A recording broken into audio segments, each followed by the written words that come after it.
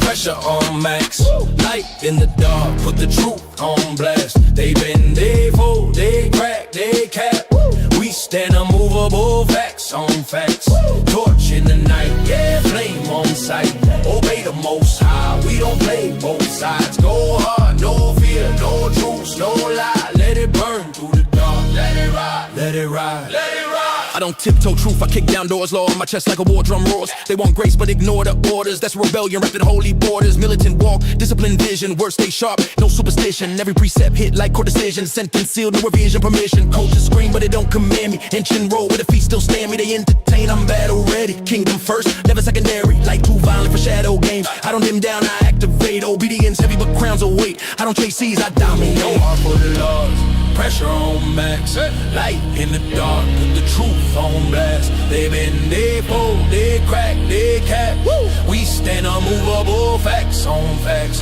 Torch in the night, flame on sight. Obey the Most High, we don't play both sides. Go hard, no fear, no truce, no lie. Let it burn through the dark, let it rise, let it rise, let it rise. I don't whisper bars, I issue decrees. Tongue stay sharp like judicial keys. Every line precise, no bends, no pleas. Law cut clean, no impurities. Glow in the dark like sirens and flares. Truth hit hard, leave permanent stares. You can't inherit crowns, skipping repairs. No law, no light, no seat, no heirs. I'm forged, not flexible, tested in fire. Precepts burn through counterfeit wires. When the light hits system, circuits expire. Truth overload, whole grids retire. Go hard for the laws, light in the dark, stand when it's lost. Torch from the start, go hard for the laws, light in the dark, stand when it's lost. Torch from the start. I move heavy, every step got weight. Fear don't breathe while I congregate. Law carved deep, not up for debate. I don't negotiate truth, I legislate. They trade commandments for applause. I'd rather be hated than lawless and lost. If the world rage, that's minor cost. Means I didn't sell light for frost. I don't shine for clicks or views. I shine so the blind can choose. If it's war for the truth, I'll clear the room before I ever disarm the laws I use.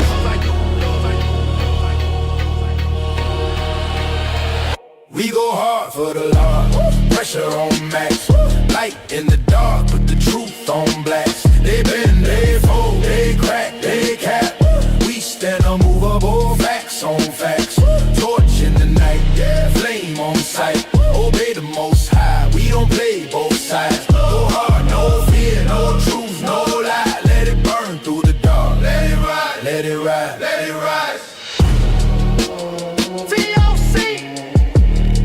Restoring the nation. Let's go.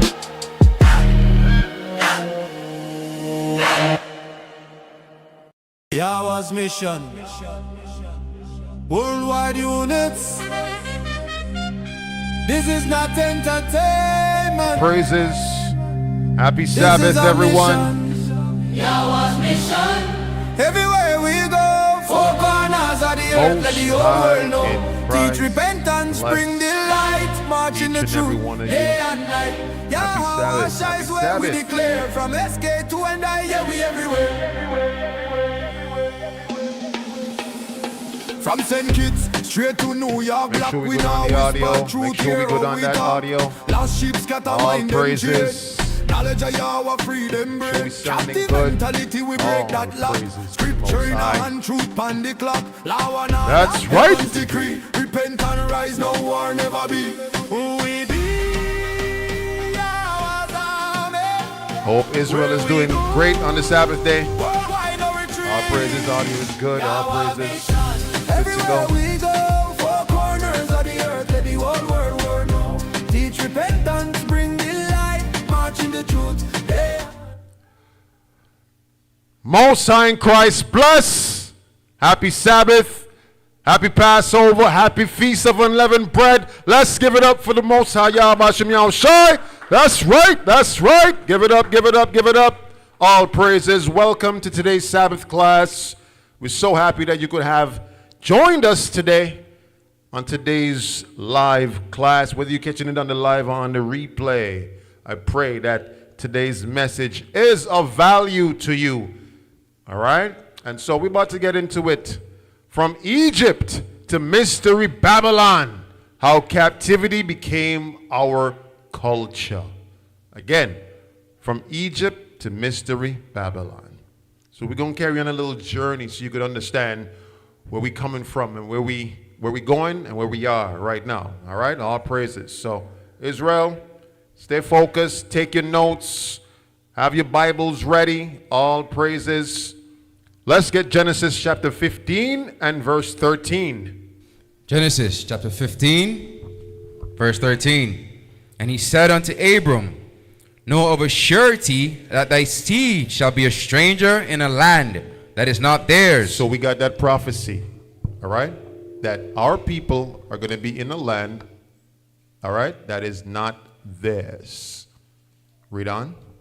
And shall serve them, and they shall afflict them 400 years. How long they going to be afflicted for? 400 years. 400 years. So that happened to our people, the Israelites. Read on. And also that nation whom they shall serve will I judge. So this was preordained. This was prophesied. Abraham got that prophecy way before Moses went through it. Everyone understands? Good. Read on. And afterward shall they come out with great substance. But the prophecy also said that they're going to come out with great substance, great possessions after they've finished serving. It's a long time, right? It's a long time, Cap? 400 years? What do you think you would pick up in 400 years? You would pick up ways, mentalities, you know, the ways of the Egyptians. Could you imagine being in a place for 400 years, forgetting your identity, not knowing who you are, doing the things of the Egyptians, following their ways and thinking that it's yours? You're just thinking, well, we grew up here doing this. It's the same thing like today. You grew up doing the things that you grew up doing, and you just thought this is life as regular. But it was prophesied that this would happen to these people, our people, the Israelites. We would be there for 400 years, and that's a very long time. Okay? It's just a long, long time. Good. Let's get Exodus 1 and verse 11. The book of Exodus, chapter 1 and verse 11. Exodus chapter 1 and verse 11. Therefore they did set over them taskmasters. Good. So when we were there for those 400 years, we had taskmasters set among us. Come on. What's a taskmaster? It's like that. It's a very nice way of saying a slave master. You know, everybody's PC today, politically correct, so they don't want to use that word. As a matter of fact, in America right now, they want to erase that word of saying slavery. They said, no, it was hired servants. They don't want to use that word. They said, get that word out of the schools. We don't want that thing in our public schools. We need it to be PC, but this is what it was. Taskmasters were your slave masters. Read on. To afflict them with their burdens. To afflict them with their burdens is to give them all of their work that they need to do. In other words, slave labor. Okay? Slave labor. Read. And they built for Pharaoh treasure cities. Oh, stop right there. Treasure cities. How many of you saw, pictures of Egypt where you see the, what you call that? The pyramids. The pyramids where a lot of these pharaohs and great noblemen, they would put their tombs and, you know. Do you know who built those things? Those great cities, built up the walls, built up all the city ways and the highways. The Israelite servants, as they call them, right? Our people did that. I remember hearing one person say, no, the Israelites didn't build those things. They didn't have the technology to do that. Our people absolutely knew how to build those things. We're the chosen above all nations, like it mentions in Deuteronomy 7 and 6. But the thing is, every nation knows how to use us for the things that we are good at. We're good at building. We're good at, building societies. So they use us for that. Okay? Give me verse 3. No, so finish it out. It says, they built for Pharaoh. Go ahead. Treasure cities, Pithom and Ramses. Pithom and Ramses. Good. Jump down to verse 13. Verse 13. And the Egyptians made the children of Israel to serve with rigor, and they made their lives bitter with hard bondage in mortar and in brick and in all manner of service in the field.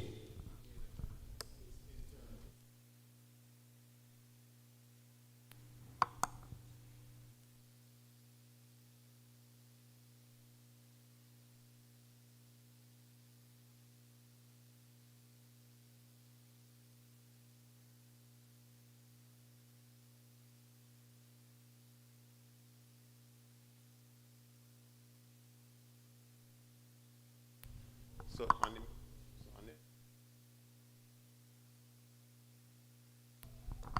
1, 2. All right. So they made the children of Israel to serve. All right. And so they built those treasure cities, Pithom and Ramses. All right. Verse 13. Read it again for me. Verse 13. And the Egyptians made the children of Israel to serve with rigor. With rigor. Hard work. Grueling work. From sun up to sun down. Doesn't matter if you were a child or not. You had to serve with rigor. Hot sun. Scalding heat.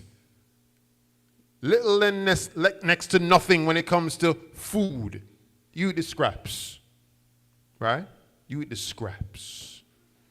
When you're in captivity, you eat scraps and you say thank you.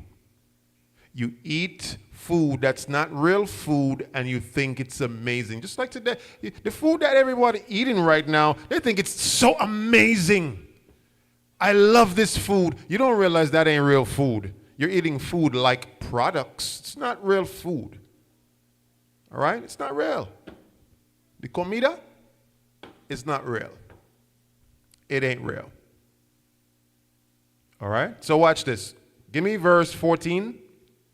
And they made their lives bitter with hard bondage. Go ahead. In mortar and in brick And in brick. and in all manner of service in the field. Read. All their service wherein they made them serve was with rigor. Everything that they did, they had to do it with rigor. It was hard. It was tough. Waking up every day to go to the job. You have a commute. And don't think everyone just lived near. Egypt is a big city. And don't think everyone just lived within walking distance of where they had to go and serve.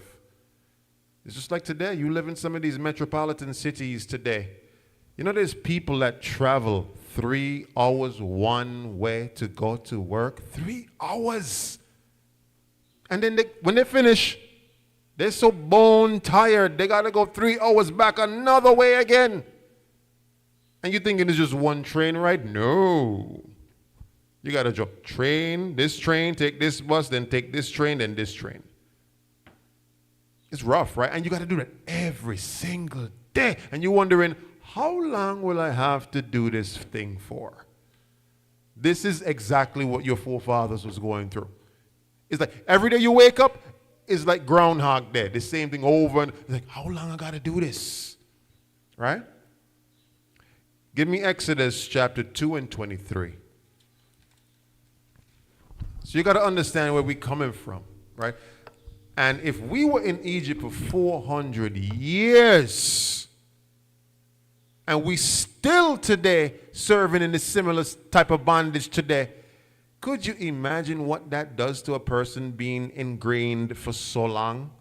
That's why our people are so jacked up today. We jacked up in the head. We crazy because all this time we still in the same position. Exodus 2 and 23. Exodus chapter 2 and verse 23. And it came to pass in process of time that the king of Egypt died, and the children of Israel sighed by reason of the bondage. So they sighed by reason of bondage. Come on. And they cried, and their cry came up unto God by reason of the bondage. So that sigh was them letting out a cry to the Most High. Please, we're in bondage. We need help. Because even though they knew they were in bondage, they knew their God. They knew Yahweh, right? But they didn't know his ways. Being in Egypt for so long, forgot his ways. They knew a couple things here and there, right? But mainly, they had forgotten all about what they needed to be doing.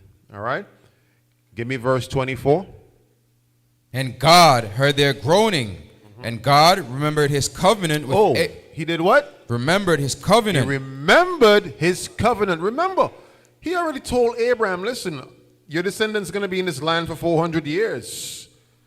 Okay? I'm going to get them to come out with great substance, though. He told Abraham that. And so because he told Abraham that, he said, now he remembered what he told Abraham. He remembered his covenant. Read on.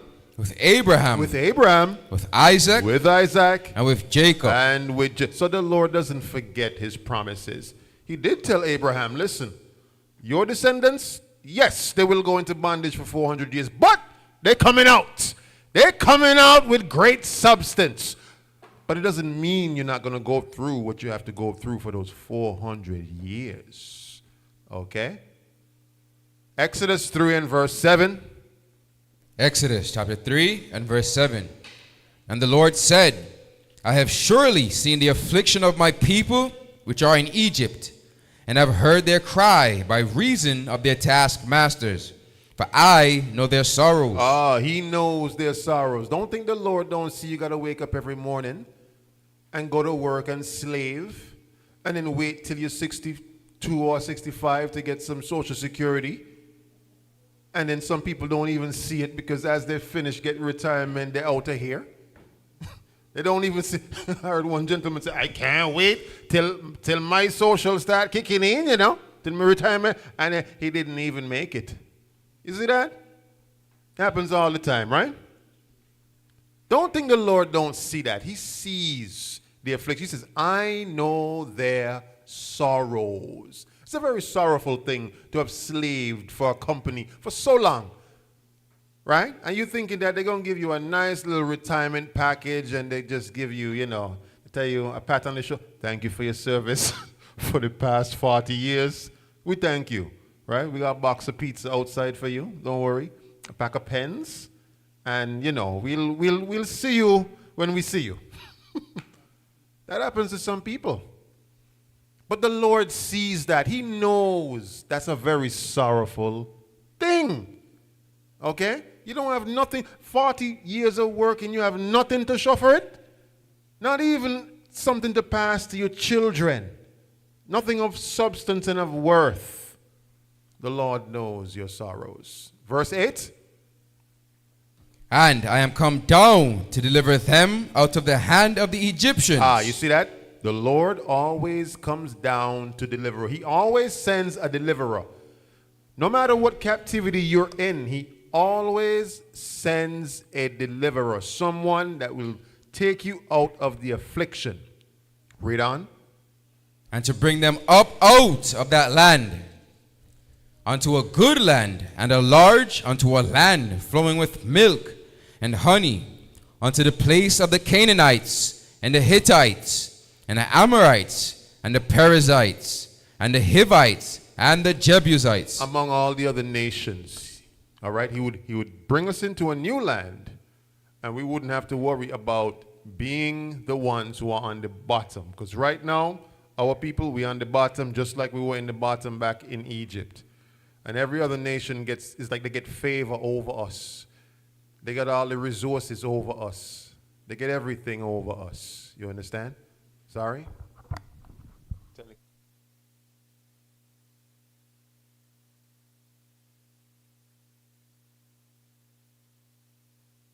Just one moment. We have a little bit of technical difficulties. All right.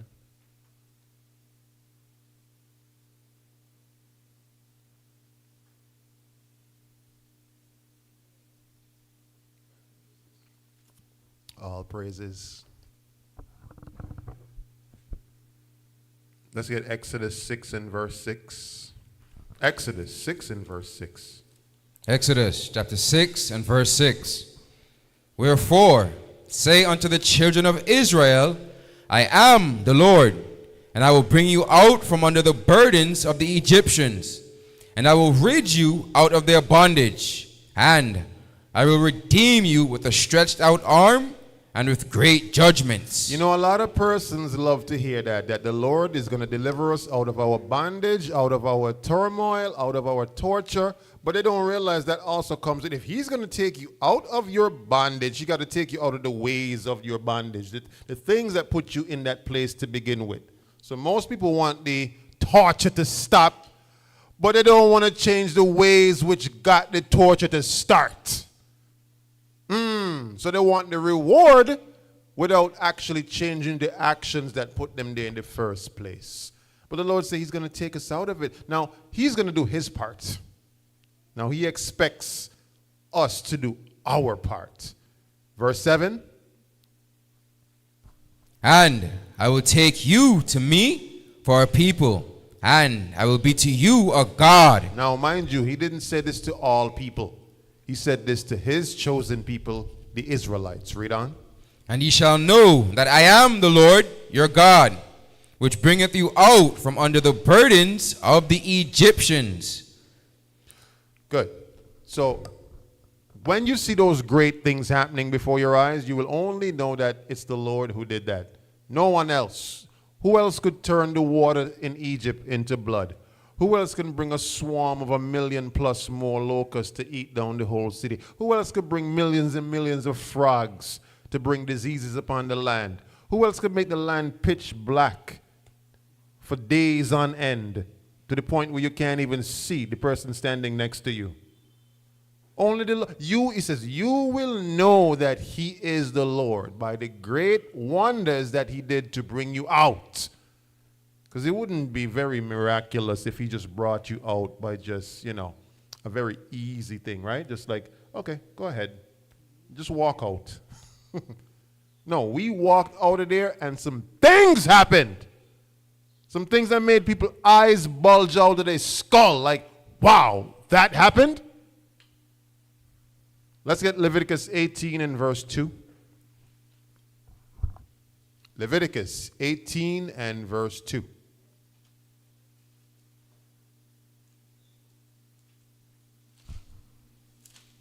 Leviticus chapter 18 and verse 2. Speak unto the children of Israel, and say unto them, I am the Lord your God. After the doings of the land of Egypt, wherein ye dwelt, shall ye not do. So he says, after the doings of the land of Egypt, where you dwelt. How long did we dwell there? 400 years. Can you imagine the things that we were doing in Egypt for that long of a time? God had to rid us of those things. He says, but the things in Egypt, you're not going to do those things anymore. Read on. And after the doings of the land of Canaan, whither I bring you, shall ye not do. Stop right there. He says, even the land that I'm sending you, the people who are there, don't you dare do the things that they do there. Don't follow what they do. So God has always separated us from the other nations, from doing what they do. He says, I don't want you to do what you used to do. And the place where I'm carrying you, I don't want you to do the things that they do there either. I'm going to give you separate things for you to do, not their things. I have my own things that I'm going to give to you.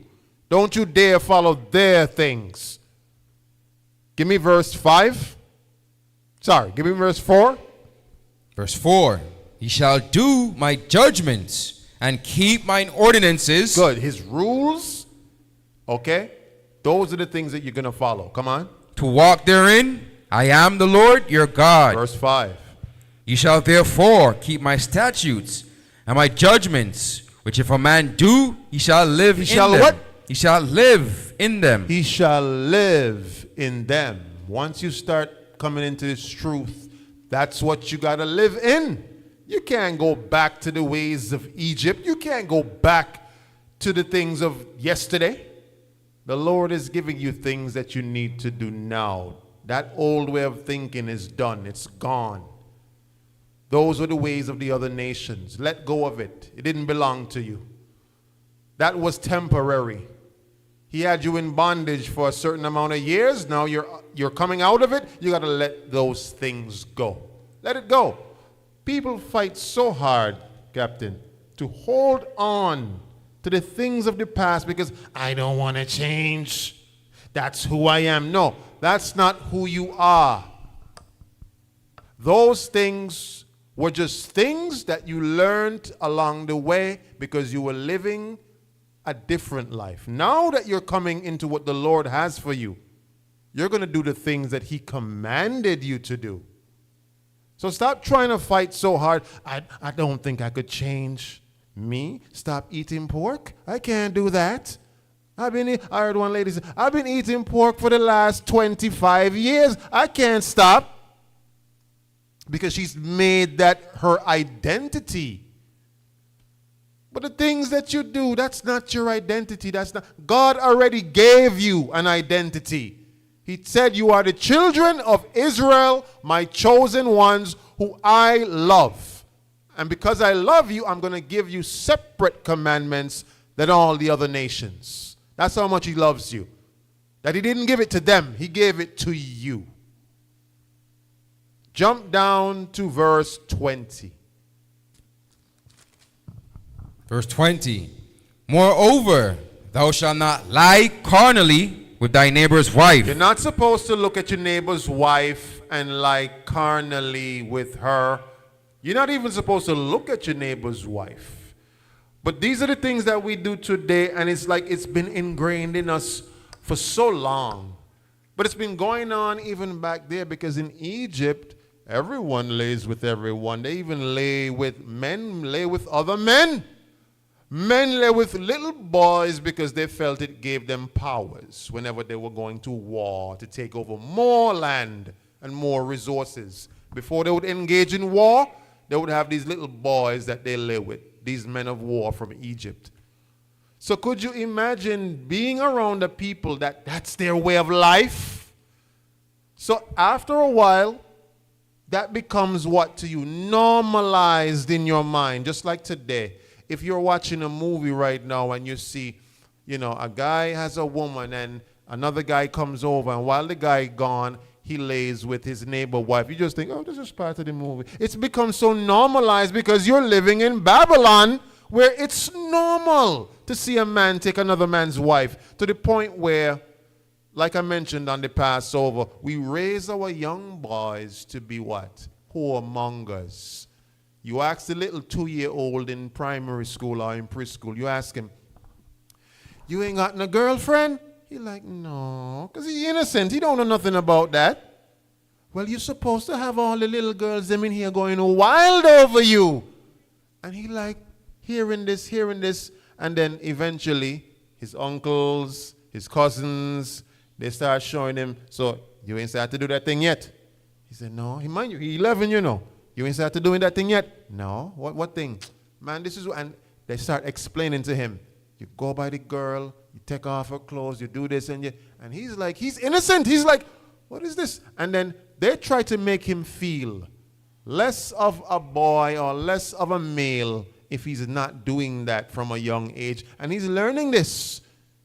And you don't realize these are the things that have been ingrained in. Now, he grows up thinking that in order to be a man, a strong man, I must be a man that's plowing 5, 6, 7, 8 women, because that's what I learned from my elders. And that's what they learned from their elders. And the cycle continues. So it's not far-fetched to think we've been in captivity in Egypt for 400 years, but yet the Lord is here telling us, these are some of the, you would think that's common sense. Like, read that again for me. You would think that this is common sense, right? That you don't look at your neighbor's wife, but it's not. There's people who would look at you and say, wait, what is he talking about? I'm not supposed to live with. Look, if she look good and she crying out and she says she man ain't treating her right, well, I'm going to step in. No, you can't do that. Even if her man not treating her right, that's for them to work out. You don't step between that. The Lord is going to struck you for that. Read that again. Moreover, thou shalt not lie carnally with thy neighbor's wife. That's a very evil thing, to look at another man's wife and say, you know what? Man better man. That's the saying in the Caribbean. Man better man, or man must get bite For those of you that's watching right now, bite means cheated on or, headshots. They say rum must drink and man must get bite. In Jamaica, they call it horn or bun. You get bun. And there's a slang that go bun for bun. She bun you, bun her back. He bun you, bun him back. But this has become so normal, ingrained into our culture, where bun and horn is something that people just do, and it's nothing. Oh, she cheated on me, I'm going to cheat back on her. And there's couples who are happily, unhappily together. You know what that means? They're happily, unhappily. It has become so normalized that they're in a relationship together while cheating on one another, and they know about it. And what is this new age that they call today? They call it, they call this relationship, help me out, some of the younger ones.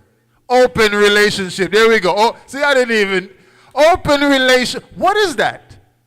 Now I know the sisters, them, who are here a little bit more mature, like, I'm not sure if you heard of that term. An open relationship is we are together. And so you can date who you want to date as long as it doesn't conflict with who I am dating, but we're together. We live together. We have a relationship together. We may have children together. You can go on your escapades. Listen, this is very normal in America, a.k.a. Babylon the Great. Very normal. And people say today they prefer it to be like that because it gives them more leverage, more freedom, more flexibility. It's something I could never wrap my head around because the Lord ingrained into us his commandments. You should know innately, you should know instinctively that there is something wrong with your partner sleeping around the place and you being okay with that. There should be something in your brain that says to you, that is not right. But today, this generation says it is right. It is okay. And this term that they have in Babylon called dating, we're dating. So dating means a few things. One, you're not exclusive. You can date other persons while we're talking. Or two, we're having sexual relations, but yet we are not fully confirmed together. Mind you, they're already doing the do. But if you ask them, are you a couple? Well, not fully. Well, what makes you a couple? What makes you together? That is the question, right? But the Lord is coming to dismantle all of that. He said, do not lie with your neighbor's wife. Come on, read on. To defile thyself with her. You would think that's just common sense, right? Give me verse 21. Verse 21. And thou shalt not let any of thy seed pass through the fire to Molech, neither shalt thou profane the name of thy God. I am the Lord. So Molech, all right, was this pagan god that you would offer up to fire. And this god would give you the, influence of wealth, resources, but all it requires is your firstborn. I know what people was like, wait, that's all? That's all? So I could get wealth and power and greatness. All I got to do is offer up my firstborn? Wow, okay, that sounds like a good deal. I know what people would go and offer up their firstborn to Molech. Imagine that, right? Because in Egypt, that thing was just, in Canaan, that thing was just cool and easy. Just offer up your child to Molech, right? You're not supposed to do that. How do they do that today?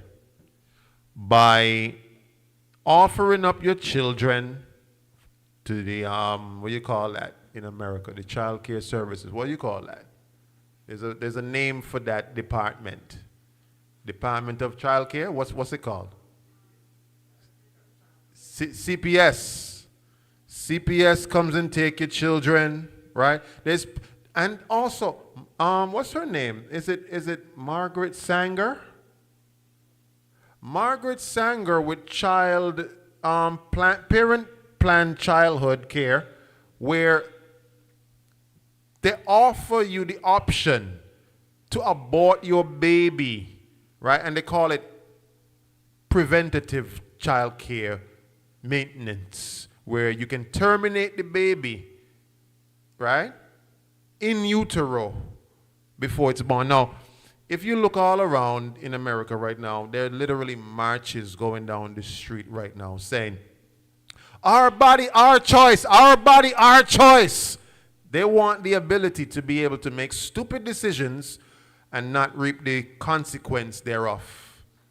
They say we should be able to have sexual relations, and if a baby comes from it, we should be able to terminate said baby on our terms. Our body, our choice. That's another form of offering up your firstborn, your babies, to that foreign god. You're killing your babies. It's the same thing. Now, the statistics show, right, that when it comes to abortions, black and brown women kill their babies exponentially more than any other race on the face of the earth. We are responsible for more than half of the world's abortions. More than half. That's a lot. We kill our babies on the daily.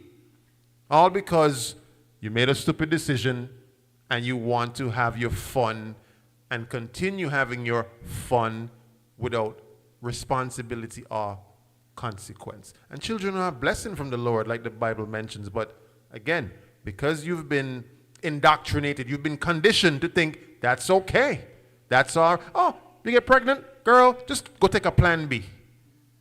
Go take a plan B. That's normal. There's people today asking this question, is taking a plan B okay? This is how you know we messed up in the head. General, I could ask you a question? Sure. Is taking a plan B okay? You would think, wait, you're asking me if it's okay to commit murder. Yeah, General, but the baby ain't actually like born yet. Well, where does life begin? Read the Bible. Where does life begin? Well, I mean, it ain't actually like a day has gone. I'm not sure if the baby formulate yet. I'm just being precautionary. Yeah, you would get those questions. Like, you would think people would know that murder is wrong. They would ask you, General, is it okay to kill the baby while it's, just between me? Are you mad? That is murder. Yeah, but everybody does it. This is what being in captivity for so long has done to our people, where we can't even discern whether murder is wrong or right now. And now you listen to the other, all the other nations, my body, my choice, my body, my choice. And they march down the streets. They march down the streets. And I'm trying to figure out this thing. They march down the streets naked or half naked, some of these white women. And talking about, what does that have to do with the cause that they're trying to fight for? My body, my choice. With their dang top off and their butt cheeks out showing with some rainbow colors going across their body. My body, my choice. It's madness. But this is what living in captivity does to you. It desensitizes you to reality and logic. And it desensitizes you to what is right from wrong. Now you don't even know the difference. Now you're here considering, man, I think I'm going to kill my baby. I think my wife get pregnant. We ain't ready for that thing. I'm going to kill that thing. I'm going to get. And when the plan B don't work, she's still pregnant. You go in by the bushman. Hey, bushman, you got any, thing that I could just cook up to give her the drink to kill the baby? It's madness. If you really analyze it, it is madness. You're killing your seed. You're killing your nation when the Lord says your seed is supposed to inherit the earth. How can they inherit the earth when you're killing them? And Israelite women are responsible for over more than 50% of the world's abortions. That's a lot of abortions. If you look up the stats right now, it's going to make your jaw drop. Okay? Give me the verse. That is 22. Verse 22. Thou shalt not lie with mankind. Man shall not lie with mankind or same sex. Come on. As with womankind. As he does with womankind. As he's supposed to do with womankind. Come on. It is abomination. It is an abomination before the Lord. Doesn't matter what they say to you, because back in Egypt, the Lord had to be very strict with us once he agreed to take us out. He promised to take us out, right? But these conditions that he was giving us was because he knew back in Egypt what we were desensitized to. Back in Egypt, if you saw two men in the courtyard kissing, it was like nothing to you because they did it regularly. Egyptian lifestyle was one. And that's why I don't understand how some of our people so jacked up talking about, I'm an Egyptian. They follow an Egyptian color, wearing the ankh around there. You know the ankh? It's shaped like a circle on top and a cross on the bottom. You've seen that symbol. And they wear it around their neck. Talking, yeah, brother, I'm Egyptian. Well, that person clearly don't know that the Egyptians were highly professed homosexuals. So don't let nobody come tell you, oh, I'm Egyptian, and try to lure you into that, because that circle with the cross on the bottom, it represents a body part. I'll just leave it at that, okay? And so do not lie with mankind as you do with womankind. And now, if you go and you repeat this, in Babylon, they got you to kill. They say, you are banned from our establishment. Look on all the storefronts. They have the rainbow outside on the window. This is a LGBTQ safe place. All of the executives in Hollywood, in order to get your movie approved and your script approved, you got to be rainbow approved. They took the Lord's rainbow that he said he will never flood the earth with again, took it and turned it into a symbol that represents what? An abomination act. Okay? And so you have men laying with men talking about, now I never understood this, Captain, where they go down the streets and they march, right? And they're talking about, we are gay, gay rights, gay. You don't see straight people doing that. You see straight people going on the road talking about, we are straight rights. You don't see that thing. But homosexuals feel the need to do that thing because they know deep down inherently it is wrong.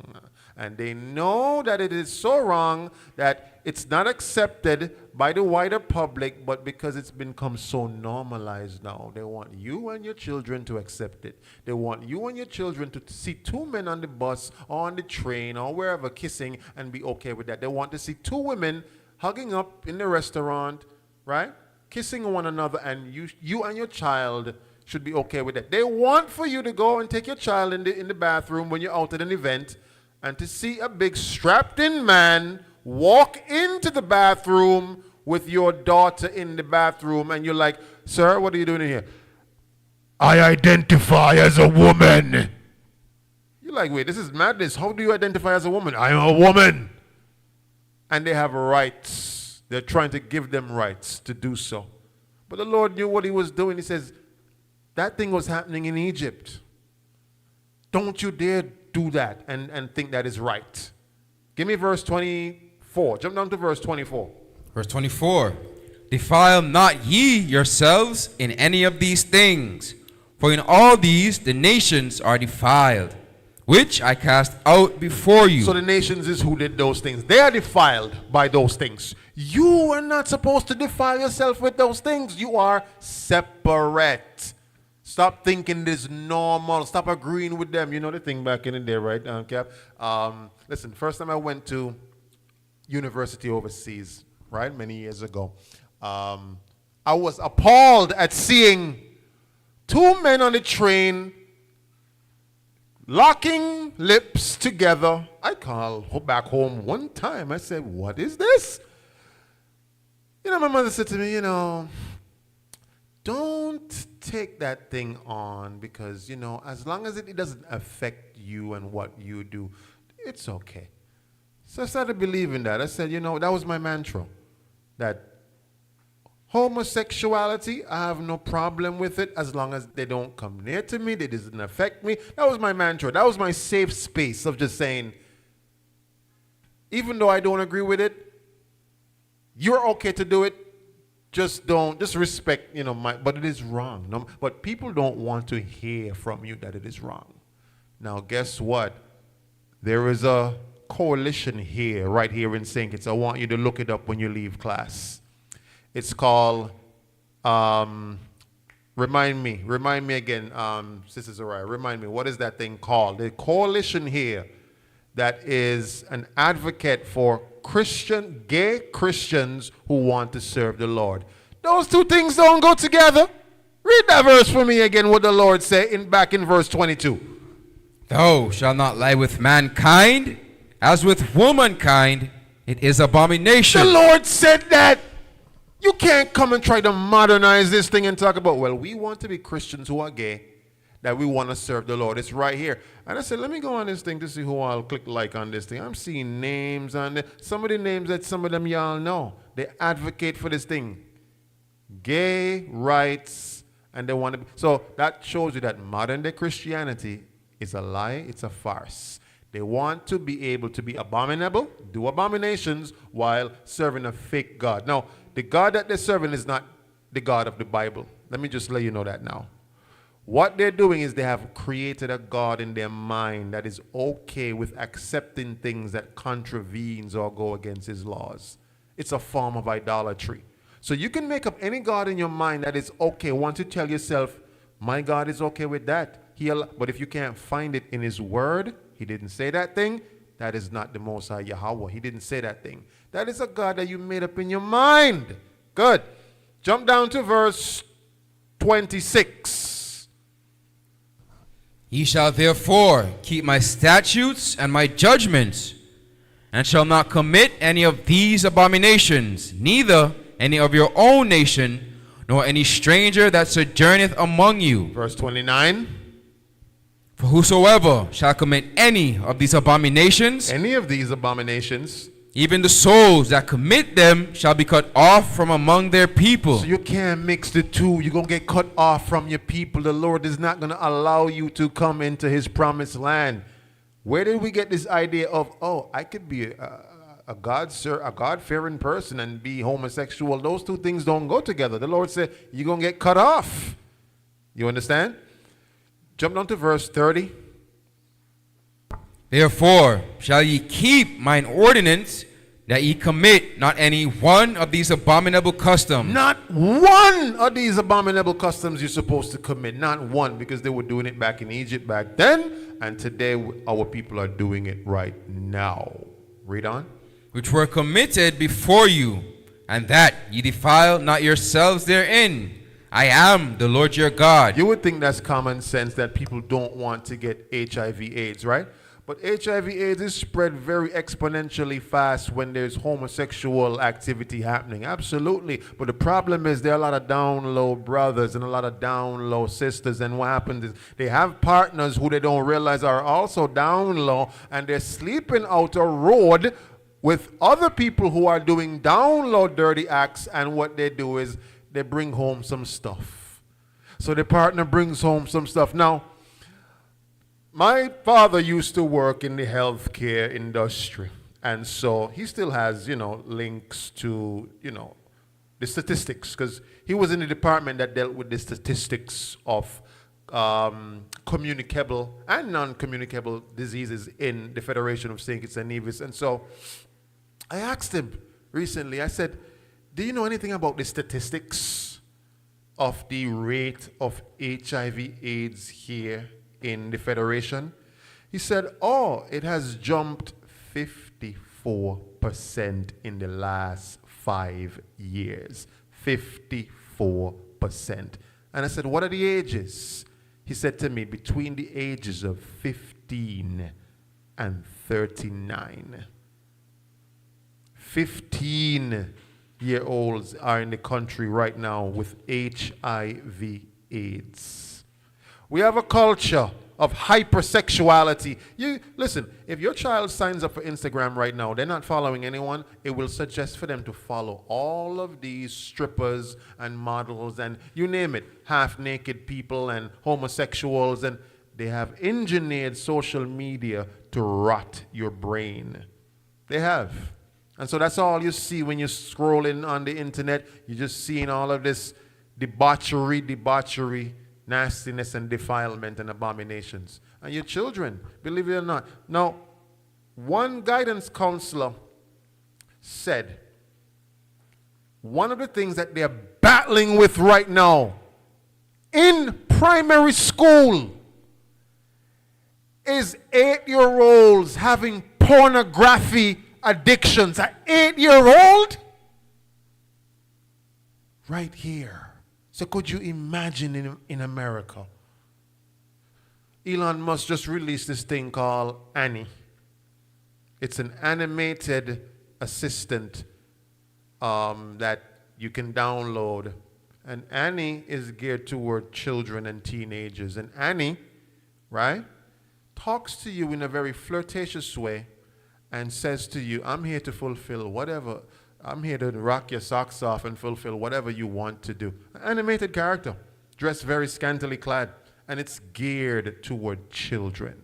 This is how you know we're living in the new Egypt. This is how you know we're living in the new Babylon, where things like that are normalized, where they're okay. The creators of all of this technology, they're okay with your children being strung out on porn addictions. They're okay with that, as long as it makes them money.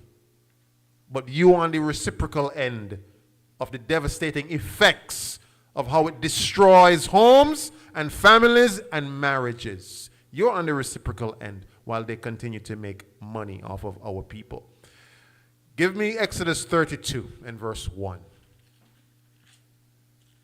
This is where we're coming from. We're coming from this state of mind, and this is where we're at right now. We are still here, fighting our way out of this captivity. Exodus 32 and verse 1. Exodus chapter 32 and verse 1. And when the people saw that Moses delayed to come down out of the mount, the people gathered themselves together unto Aaron, and said unto him, Up, make us gods, which shall go before us. For as for this Moses, the man that brought us up out of the land of Egypt, we wot not what is become of him. They said, Up, make us gods, make us gods. Just like I mentioned earlier, when you're going to make a God in your mind, that is okay with you doing the things that you want to do. Because when you bring people the scriptures and you say, listen, God says a man not supposed to lie down with another man, they say, well, my God wouldn't allow for that. I've heard that. I've heard homosexuals say that the God that they serve is okay with them laying down with another man. That's not, that they made a God for themselves. Our people did it back then in Egypt, and our people still do it today. But look what our people were requesting here. They said to Aaron, go and make us a God. Our people love to make themselves their own gods. Anytime you're going to see people going off from the commandments and doing their own thing, that's you making yourself a God. Because the Lord didn't speak those words. So read the last part again when it says, Up, make us gods. Come on. Up, make us gods. Make us gods. Which shall go before us. Which shall go before us. For as for this Moses, the man that brought us up out of the land of Egypt. They were getting too weary. They were like, listen, we can't wait on Moses. He up in Mount Sinai. We don't know when he's coming back. We don't even know if he's coming back. Aaron, which was his brother, the people told him, go and make us a God, man. We ain't got time to waste. We want a God that's going to be okay with doing the things that we want to do. Come on, read on. We will not what is become of him. Because we don't know what happened to him. We don't know if he dead up there. He up there for 40 days and 40 nights. We don't know what happened to him. Our people got impatient. They were weary. They was like, listen, we can't wait on this man to come back down. He said he gone up there to talk to God, but we don't know what he up there doing. In the meantime, I'm going to tell you what we're going to do. We're going to have ourselves a good time. And we're going to make ourselves our own God. That sounds like Sunday morning church, right? They're telling you what we go. I'm going to tell you what we're going to do. We're not going to keep the Sabbath. We're going to go to church on Sunday. And we're going to sing hallelujah. And everybody after service going to have pork sandwiches. That's what we're going to do, right? That's what happened back then, and that's what's happening right now. And some people love the Christian church so much that they think these are the men of God, the men that's telling them, you don't have to keep God's laws. That thing is done away with. That thing was in the Old Testament. You ain't got to do that. That's the version of this. Up, make ourselves our own God. So which thing is you worship on? Sunday. Well, who made that? Our own God. Where in the Bible said you could do that? Nowhere. And they try to make up all these great Now, how many of you have heard great justifications for going to church on Sunday? Well, you know, the men of the Lord, you know, they got together on the first day and they broke bread. But where does it say the Sabbath has now changed? Well, you know, it didn't say it was changed, but now after Christ has died, we can now do a different thing. Where does it say that? It don't say that, but you know, we've been doing it for so long on Sunday. We've gotten accustomed to Sunday. That's making yourself your own God. Everyone gets it? Good. Give me verse 4. And he received them at their hand and fashioned it with a graven tool. Stop. You would think Aaron would say, hey, what foolishness are you speaking of with that folly about make ourselves our own God? You would think Aaron would say that, right? Aaron said, no, man. He received them at their hand. And he did what? Come on. He fashioned it with a graven tool. He went and made a god with a tool, man. This man, he was an artificer as well, eh? Aaron, he knew how to make those things. Read on. After he had made it a molten calf, and they said, These be thy gods, O Israel. So Aaron said, after he made the golden calf, he said, this is your God, O Israel. It got presented to them. Come on. Which brought thee up out of the land of Egypt. It says this golden calf is who brought you out of Egypt. Imagine that. They went and reduced God's power and his magnificence and his majesty down to a golden calf and said, this calf brought you out of Egypt. This calf is who parted the Red Sea and let us walk through. This calf is responsible for our deliverance. Madness. But if you equate the same madness to today, it's the same thing happening. Because people go to church every Sunday, right? And they say that this God allows us to eat pork. This God allows us to commit adultery. This God has allowed us to do whatever we want to do. And all we have to say is, Lord, forgive me. It's the same thing.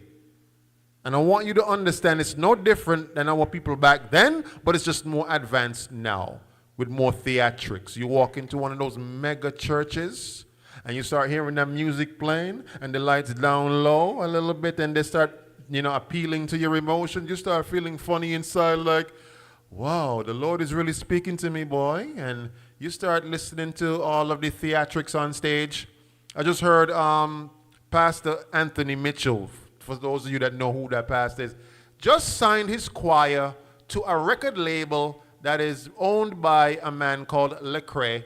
And so he said they did it because they want all of their music on Spotify and on Apple Music. You could do that without signing your choir to a record label, though. Your music can be on those platforms. But again, things of the world, they mix it with the things of the Lord, and they call it justification for righteousness. It's the same thing like back then. They thought this golden calf that they were about to dance and walk up around, right? Oh, yeah, they had themselves a great party around this thing. And they said, because to feel justified, this is the God that brought us out of Egypt. So they feel justified. They feel like they're doing something good. Jump down to verse 6.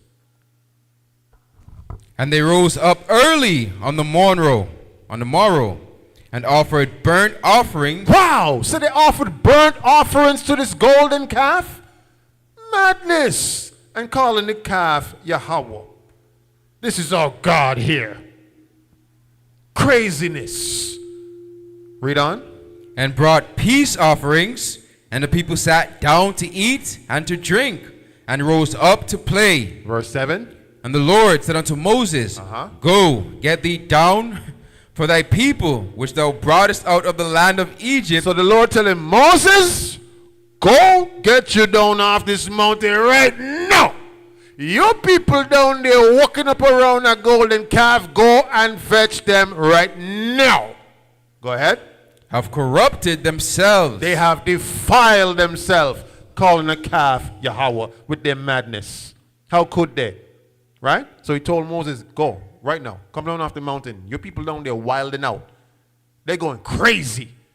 They're around there with the shirt tied up around the navel, walking up pelting ways, talking about Yahweh, Yahweh, Yah. This is the rose. Read the last part again when it says the people sat down to eat and drink. Come on.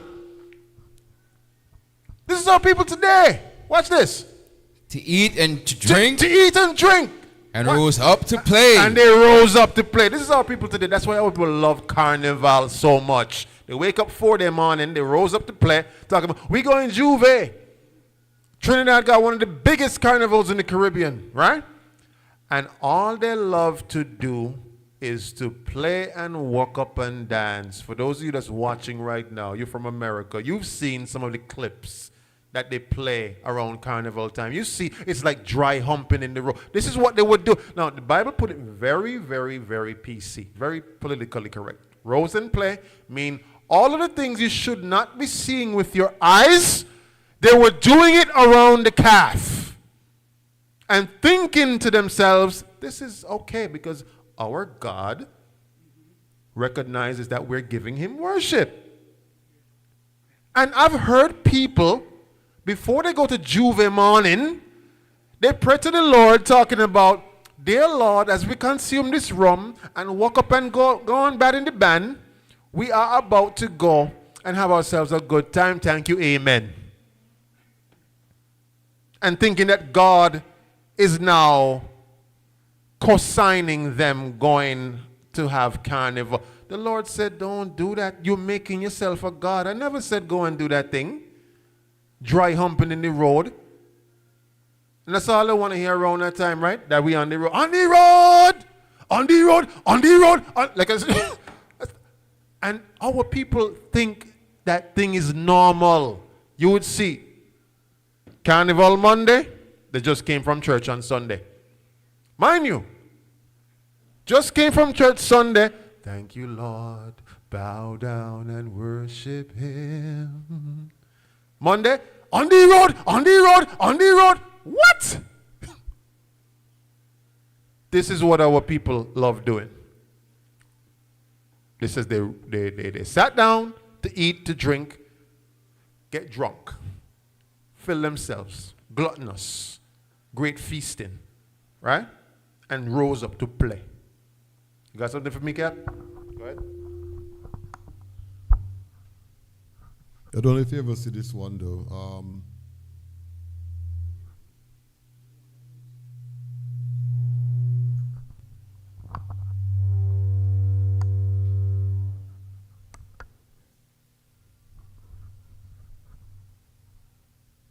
The best one is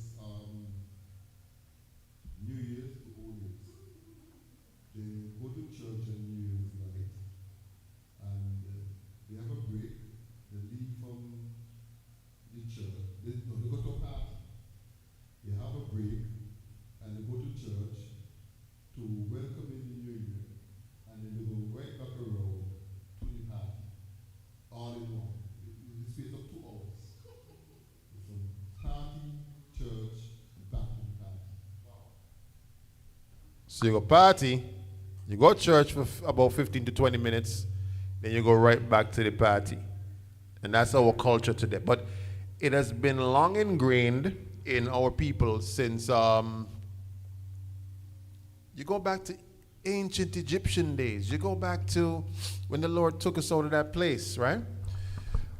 You would see that this thing is something that just our people just love doing, creating gods for themselves. And when you try to correct them and tell them, no, the Lord didn't say that thing, they want to fight you, right? They want to fight you with the carnival music on the road, and they want to choke you on the road, on the road. Yeah. And that is why our people are so messed up today, right? They have corrupted themselves. Give me verse 8. They have turned aside quickly out of the way which I commanded them. They have made them a molten calf, and have worshipped it, and have sacrificed thereunto, and said, These be thy gods, O Israel, which have brought thee up out of the land of Egypt. Verse 9. And the Lord said unto Moses, I have seen this people, I have seen these people. This is what the Lord said to Moses. and behold, it is a stiff-necked people. A stiff-necked people. So the Lord knows that our people are so stiff-necked that no matter if you give them the commandments, they're going to still watch you and tell you, I ain't following that. They're stiff-necked. Hey, you're not supposed to celebrate carnival. Really? Well, watch me now. I'm going Juve. You're going to watch me going Juve, and they're going to ask you, you ain't coming with me. You're in that Israelite foolishness talking about you keeping commandments. Come, man, come carnival with me. I got your monokini here waiting on you. I don't know if y'all know, but those carnival costumes I heard cost $3,000 plus and more. Mind you, these will be the same people. They come into the truth, right? You tell them, yeah, we got a Passover fee, $150. $150? What? Mind you, they were spending $3,000 on a carnival suit. Listen, y'all crazy. $150 for Passover? That's crazy. They go tell them, that's crazy. You hear them there? Talking about $150 for Passover. One girl said she gladly spent her money for that carnival costume. And she said, I'm going to do it every year. She said, if the price goes up, I'm going up with it. If the price go up, if it costs $4,500, I'm going up with it. This is our people. This is our people today. And you tell them we're having a fundraiser for the church. Would you like to sponsor $20? $20? What? No. Our church always asking for too much money. No, can't do it. Ain't got no money. Because this is how wicked our people are. So wicked. They would give endlessly to the things of the world, but something for the Most High God. No, but they make up their own God in their mind. And they pay everything for that God, right? And for some people, carnival is their God. For some people, the things that they love to do, that's their God. Okay, good. Let's drop that and get Numbers 11 and 5. Numbers 11 and verse 5. You would think we left these ways, right? But God said we are a stiff-necked people then, and we're still a stiff-necked people now. You look around, you see it. Listen, Officer Zakar in Guyana told me, listen, the people down there, the only thing they want to do is you give them food and you give them music, and all the Caribbean leaders, they know this. That's why around election time, they got y'all right wrapped around their finger. They give y'all a couple performances. Yeah, we're going to bring in Chronics, and we're going to bring in, whoever else. Vibes Cartel. And the people going to go, what? You got my vote. Wait, they're going to get free food? Free drinks? I am there. What time you say start? 7? I'm going to be there 5. This is how people, because the Caribbean leaders know, that's how they're going to get you. Once they get in and they get that vote, that's it. They forget. Don't look to the Caribbean political leaders to be your savior. You see right here, the Lord sends his appointed men to be our saviors. Just like Moses, just like the prophets of the Lord, just like Yahweh the Christ. Those are our saviors. The men that lead you, the men that teach you, the men that give you these corrections and commandments. These are the men that the Lord sent for you. But you don't want those men. You know who you want? You want people like Ralph Gonzalez. You want what's her name? Kamala Prasad by Cesar. You want, what's the one in Antigua's name? Gaston Brown. You want Terrence Drew. You want those to be your saviors. They're not coming to save you. They're there to line their pockets, man. That's all. And make the country feel a little nice and put a little stimulus into the economy, and they're doing their job. But you got a job to do too. You got to follow your God and do what he tells you to do. They're not your saviors. They're just doing a job. Just like Pharaoh, he was there to do a job. Donald Trump, he's there to do a job. Don't look to them to be your saviors. They're there because the Lord placed them there to be over the land right now, because guess what? He says, I'm going to put taskmasters over you because y'all ain't doing what y'all supposed to do. So that's why you're going to pay the taxes. That's why you're going to pay the high bills. That's why you're going to be in debt. That's why you're going to feel like you're waking up every day going to the sugar mill. Grinding, and it's like there's no end in sight. When will it stop?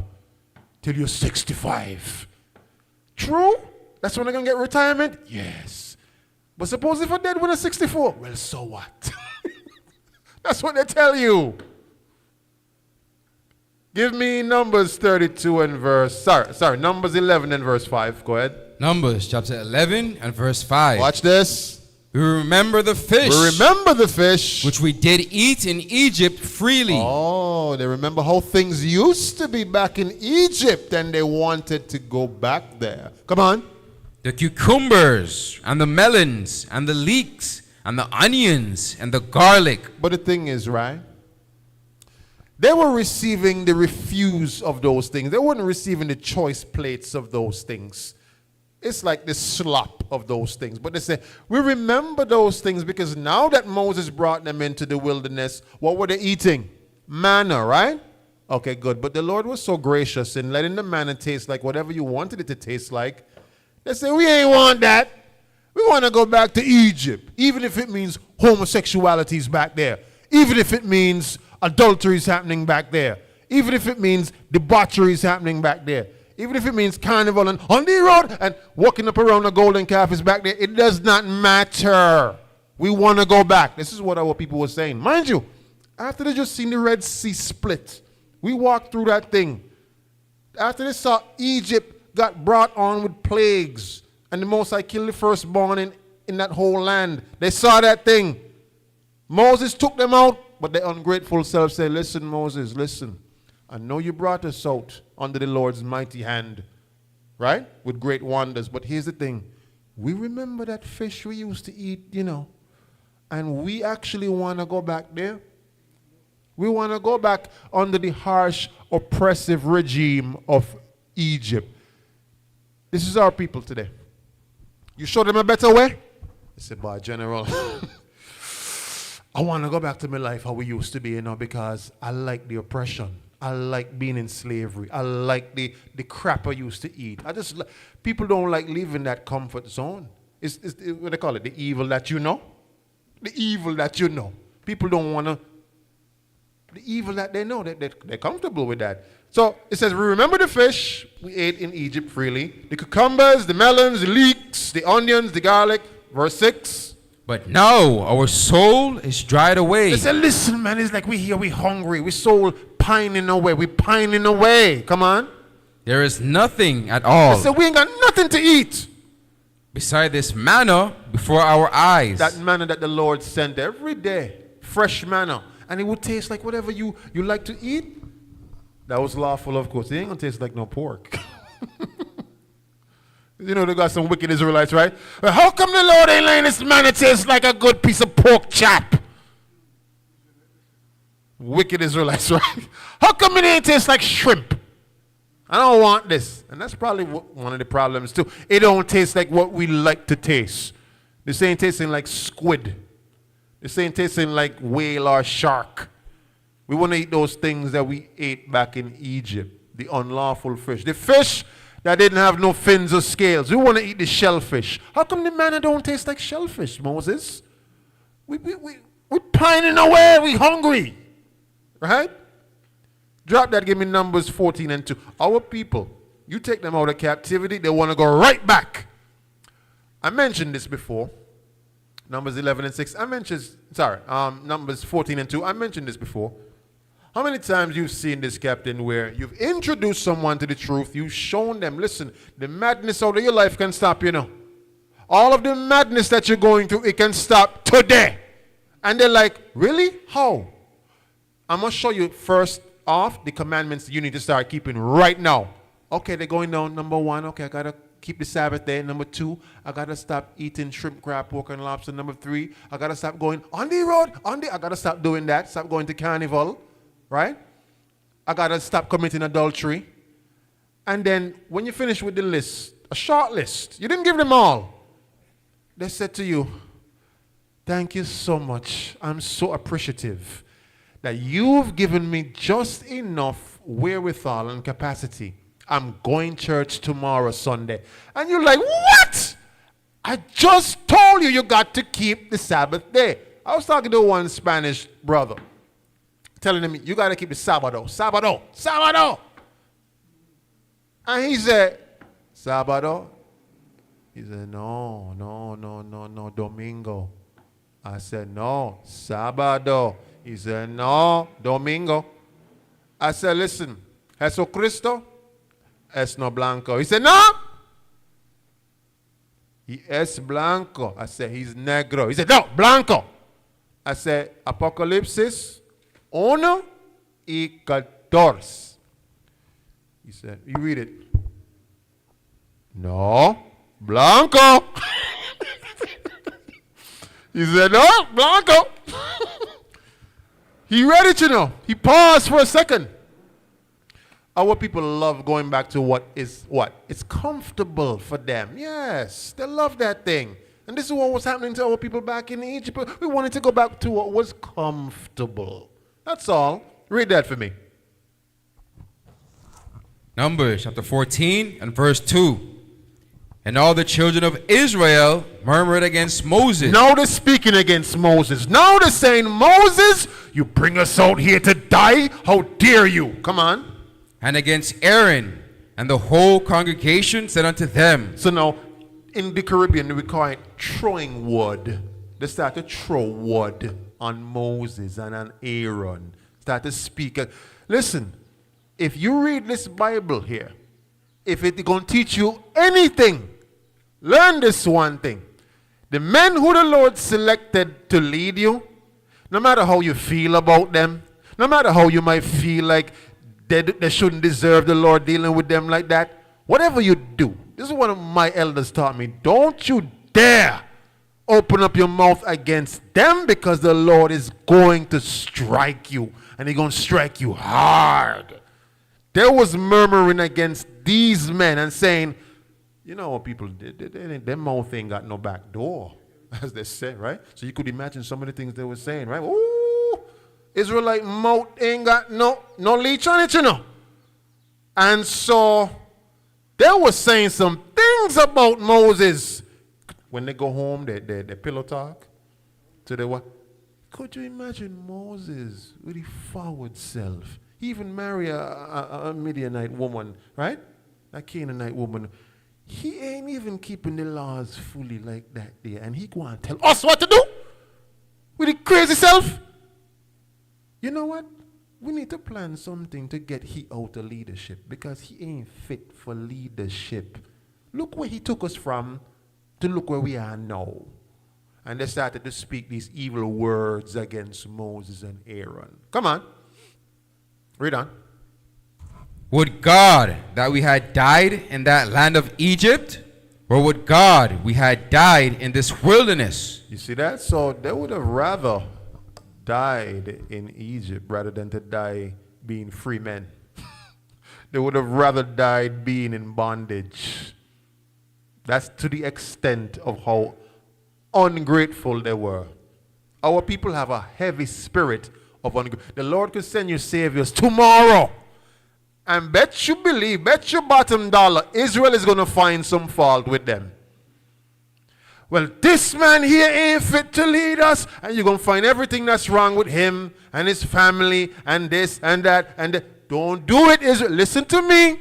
It don't matter if they're part of our school or not.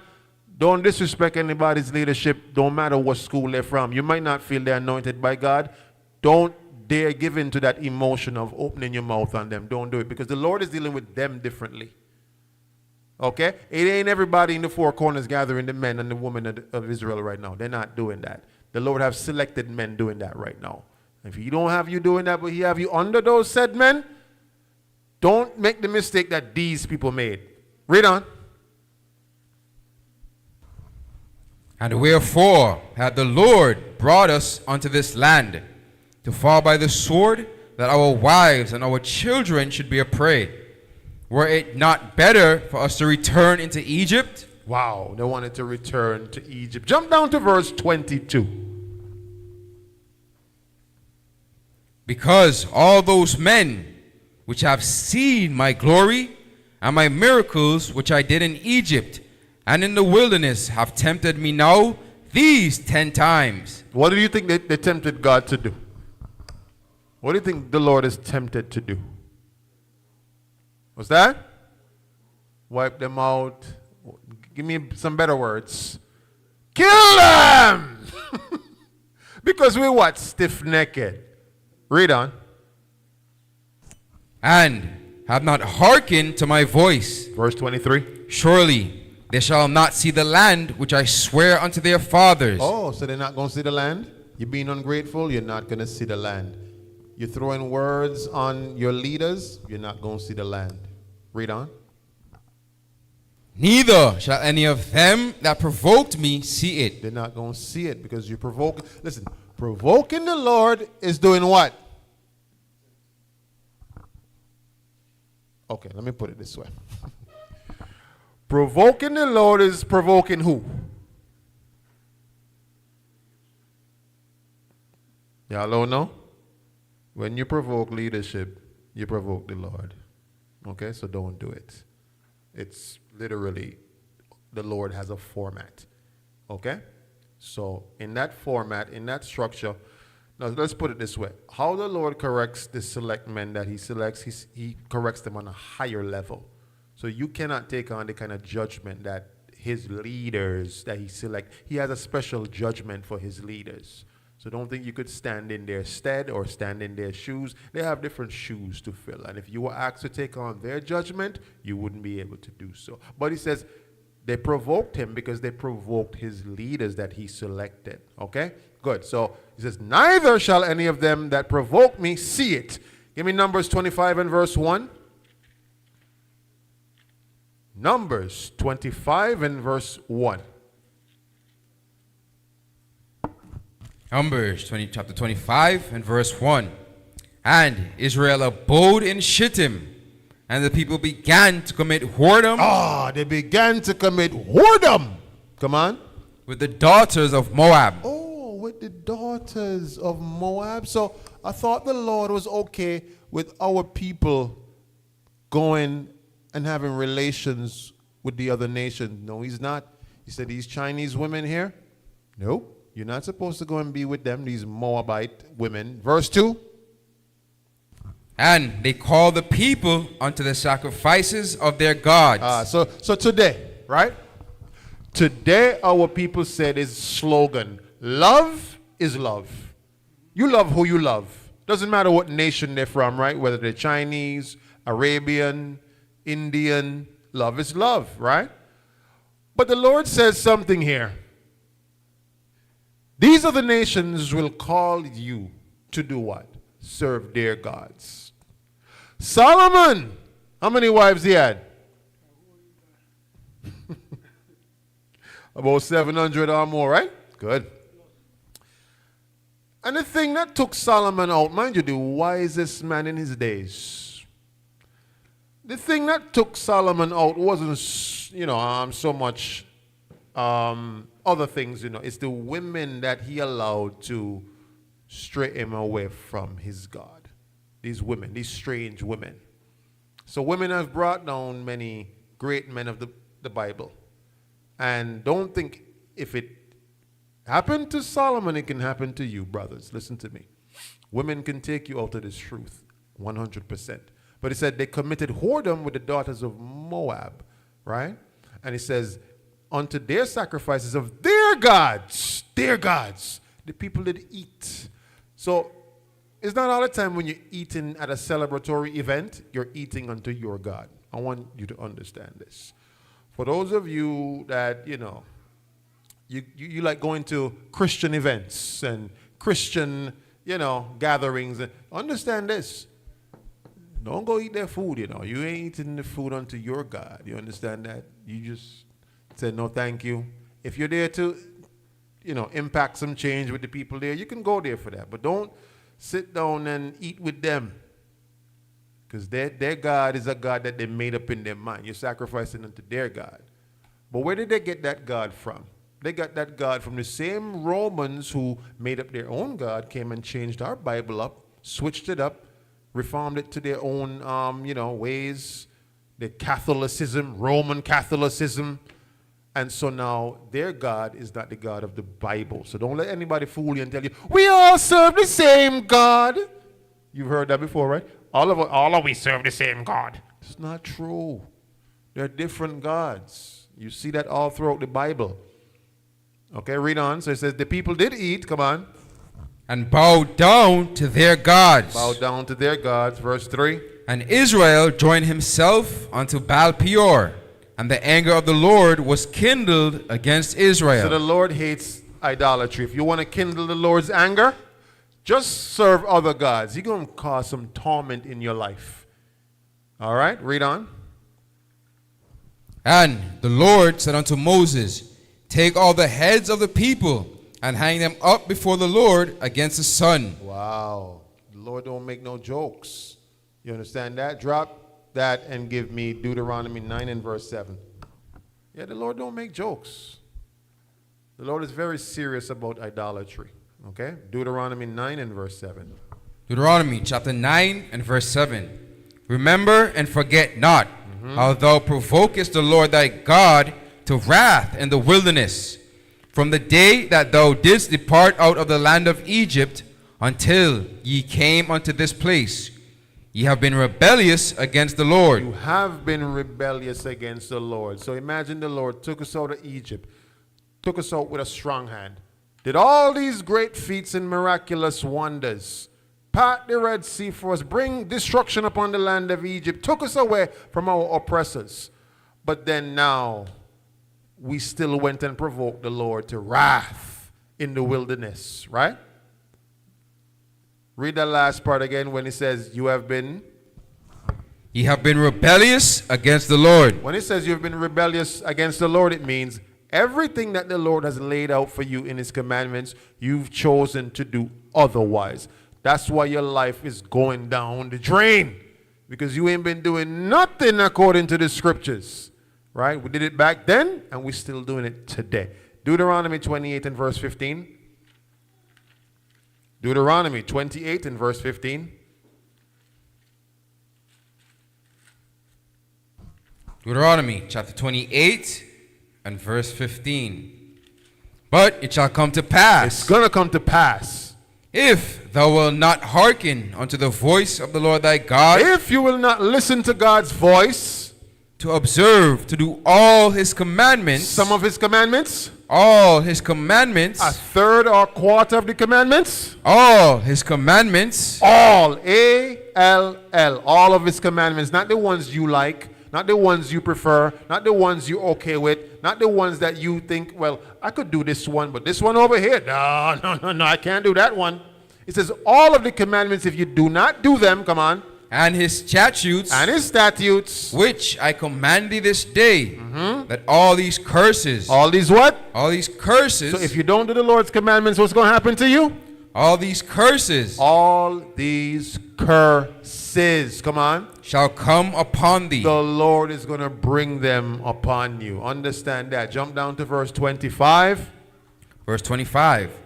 The Lord shall cause thee to be a smitten before thine enemies. These are those who rule over you. Look around. You don't see our people, not the ones in rulership. Every other nation rules over you. Let me show you an example. If your phone is gone bad, where do you take it to get it fixed? Who's that? Elam. Who else? Moab, the Chinese. So Elam is the Indians, the East Indians. And they're going to work their head on you too. And we deserved it, right? Because verse 15 says what? If you do not follow his commandments, he will put these curses on you. One of those curses is these other nations going to rule over you. And you take your phone by him. Yes, Mr. Indian man, my phone not working. Let me see what I can do for you today. Let me see. It not working? Okay. There. Let me see. $315. You say, what? But it only have a crack in the screen.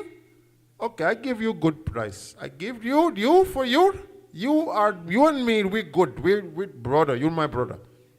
Once you hear them use that word brother, then he gonna get you. I give you for $285. Best price. And you thinking, you know what? Wait, they don't have another Indian store across the road? Just right. You walking, going, he said, I'll be right back. You walking down there, he didn't call him. Baljit, there's a guy coming down there right now. He doesn't know we're at the same store. They're the same store. Give him best price. Start him out at $3.15. Come down to $2.89. You gone down by Baljit. Hey, Baljit, what's up? Fix the phone for me? I fix for you. Best price, give you $3.15. No, man, bring that thing down. Okay, best price, $2.89. You're like, you know what? Let me go back by Raj. Let me go back by Raj. He give me $2.85. You giving me $2.89. That's how they rule over you. You don't see that? The Chinese, Moab, the nation of Moab, they don't eat what they sell you. You go in there talking about, yeah, I want a $10 fried rice with the sauce on it. And you come down there and you see what Moab eating. They're eating white rice, steamed vegetables. They might got a little squid on this side, a little bit sometimes. But the quality of food that they eat, it ain't that greasy stuff they're selling y'all, I can tell you that much. And you go in there, you gobble up that greasy stuff, fill your stomach with all that grease. Moab live longer than y'all. You don't see that?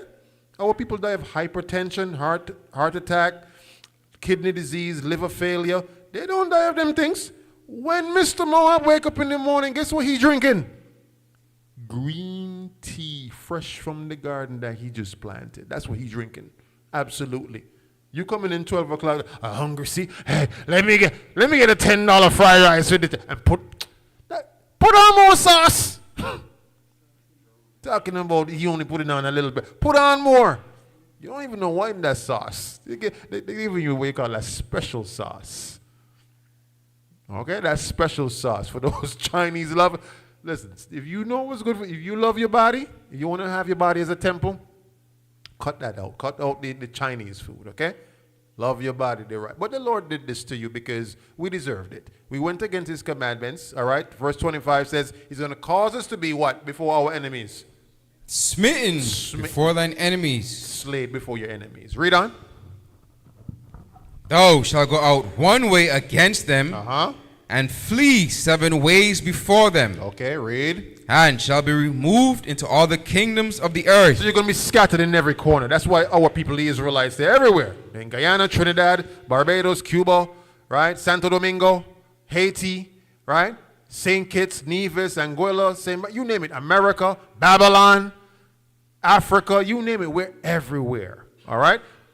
Give me verse 29. Verse 29.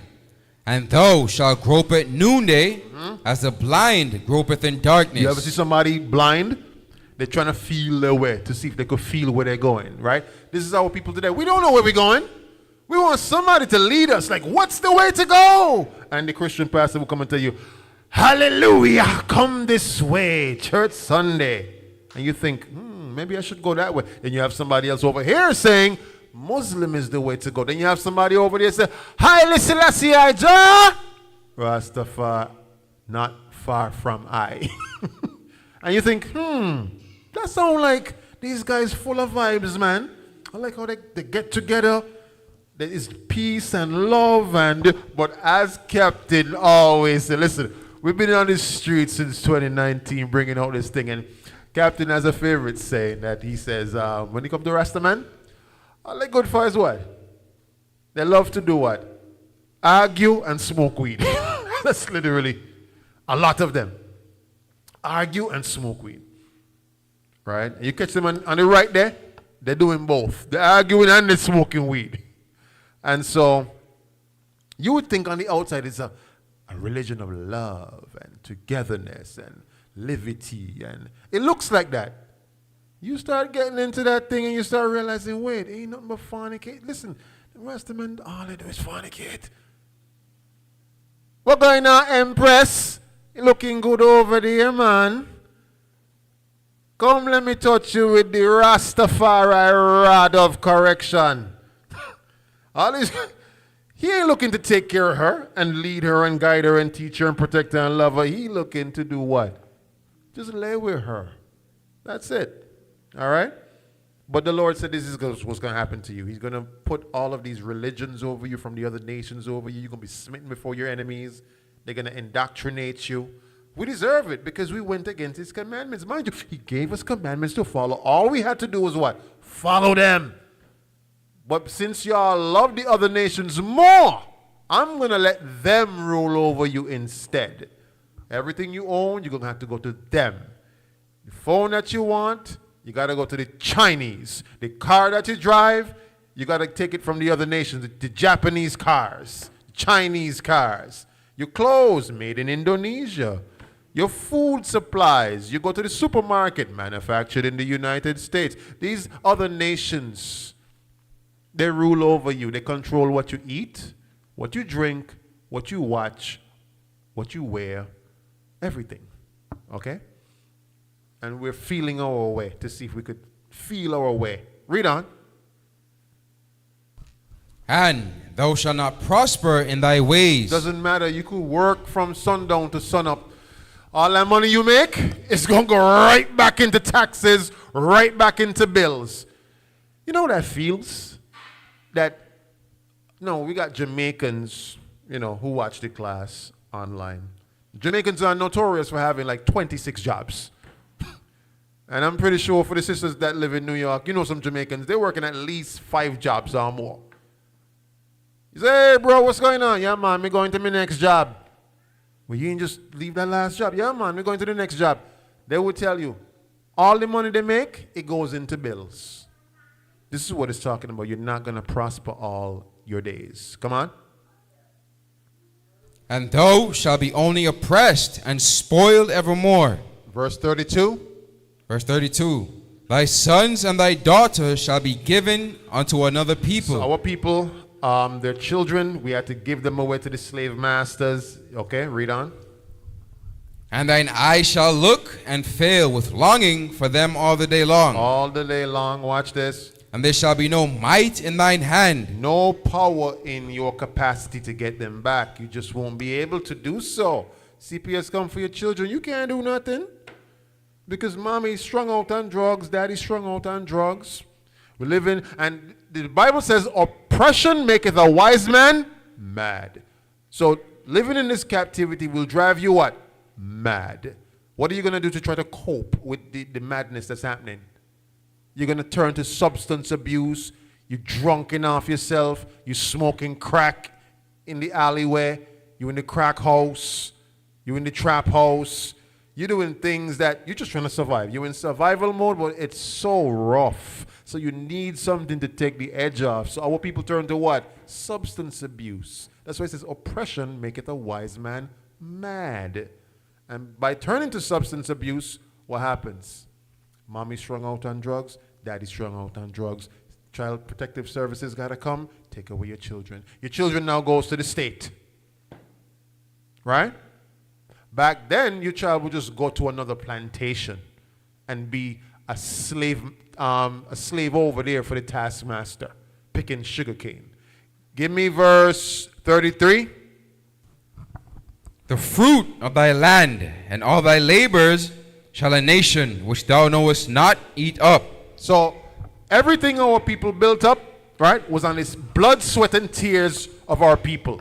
All of the nice buildings that you see in America, all of the, labors that came from our people, we built up all of these places in which we've been enslaved in. All right? Give me verse 36. Verse 36. The Lord shall bring thee and thy king. And your king, even your wise men and your kings. Come on. Which thou shalt set over thee. Read. Unto a nation which neither thou nor thy fathers have known. Read on. And there shalt thou serve other gods, wood and stone. You're going to serve other gods, other religions. This is where we get all these religions from. You're going to be serving the Mecca stone, the Kaaba stone. You're going to be over there kissing it, talking about you about to go on Ramadan soon. You're about to go take your Hajj soon, right? You're going to be over here serving Roman Catholicism, talking about, I'm wearing a wooden cross around my neck, I'm going to church on Sunday. That's Catholicism. The Lord said He's going to give you over to other religions. Why? Because you didn't want to follow His commandments. Give me verse 37. And thou shalt become an astonishment, a proverb, and a byword among all nations, whither the Lord shall lead thee. You're going to become a proverb and a byword. You're going to be called something else that you're not called or not supposed to be called. They're going to call you nigger. They're going to call you spics. For the Hispanics, they call you spics. These are the children of Israel. The Negroes, Hispanics, and indigenous people, they are the Israelites. But you're not going to be called Israelites. You're going to be called nigger. You're going to be called spics. You're going to be called wetbacks. You're going to be called porch monkeys. You're going to be called slaves. But mind you, it says these people are going to be astonished at you. You're going to become an astonishment. They're going to say, wow! These people are supposed to be the greatest people on the face of the earth. Look at them. They're so strong. They're so talented. They're so gifted. Why are they on the bottom? Why don't they own anything? Why are they so poor? Why are they so needy? Why are they nothing? They're nothing. When you are the greatest people on the face of the earth. Your forefathers built everything you see around here. All of the other big countries, their cityways, their waterways, their skyscrapers, their condominiums. Your people did trainways. Your people built that up. Your people invented electricity. Electricity! They invented things like air conditioning, which going in here soon, by the way. Just for you that don't know. They invented the internet. They invented peanut butter. When you love peanut butter, you remember peanut butter? Them sandwiches back in the day? Yeah, it used to hit, right? It used to hit. They invented that. You want to tell me they invented the light bulb too? So people that invented all of this, why is it that they're on the bottom? They're the best mechanics, the best musicians, entertainers, sportsmen. Deuteronomy 7:6 says what?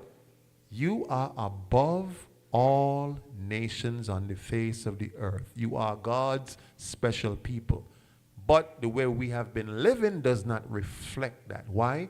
We have strayed away from his commandments. So you don't realize the commandments was a thing that would have kept you at the top of all nations. But now we're on the bottom and we're trying to feel our way like a blind man. How do we get out of it? Do I turn to being a Muslim? Do I turn to being a Rasta? Do I turn to being what else? What are some other religions? You want to turn to every other religion out there, but disregard the one true thing that the Lord said.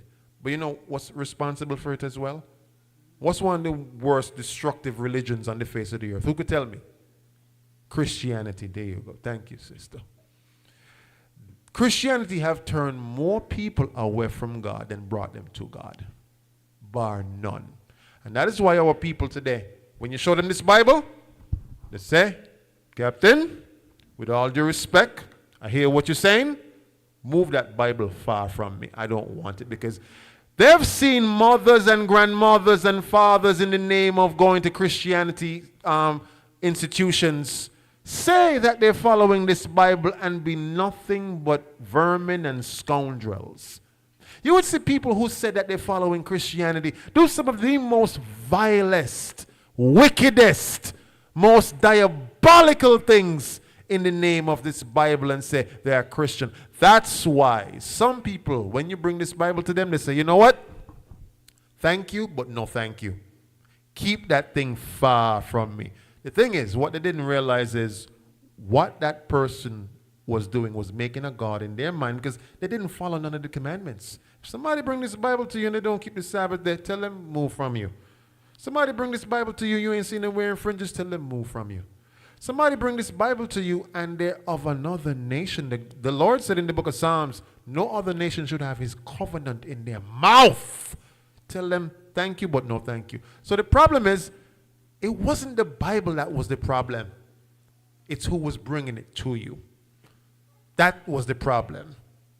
And that is what made so many people stray and say, I don't want that Bible. Give me the book of, same chapter. Jump down to verse 41. Verse 41. Thou shalt beget sons and daughters, but thou shalt not enjoy them. Right. For they shall go into captivity. Our sons and daughters went into captivity. How many of you knew that back in the days, your children, no matter how young they were, they had to pick the cotton. They had to pick the sugar cane. They had to do that thing. Verse 44. Verse 43. The stranger that is within thee shall get up above thee very high. The other nations are going to get up above you very high. Everything that you need and want, you got to go to them. Even if you want toilet paper, you got to go to them. Look all around. In every community, there's a what? A Chinese store. Oh, yeah. Everywhere you turn. Okay, come on, read on. And thou shalt come down very low. You're going to come down very low, and you're going to got to go into their stores and say, excuse me, Mr. Chinese man, you have any sale on this bottle of water today? No sale. $5. You know what? Get out of store. If you know what, you go. But I just only have $3. No, give me money now. That's you coming down very low. Verse 44. He shall lend to thee. He shall lend to thee. So you're going to want a loan to, start a little business, build a little house, get a little land. You got to go to the bank. You got to go to these government institutions. You want just a little leverage in life. But it says these other nations, they're going to lend to thee. Correct me if I'm wrong, Cap. The lands that are here in St. Kitts, most of them are crown lands? Not anymore, but at one point. Speak to that real quickly. So we used to have what you call crown lands, but then it was recovered, right?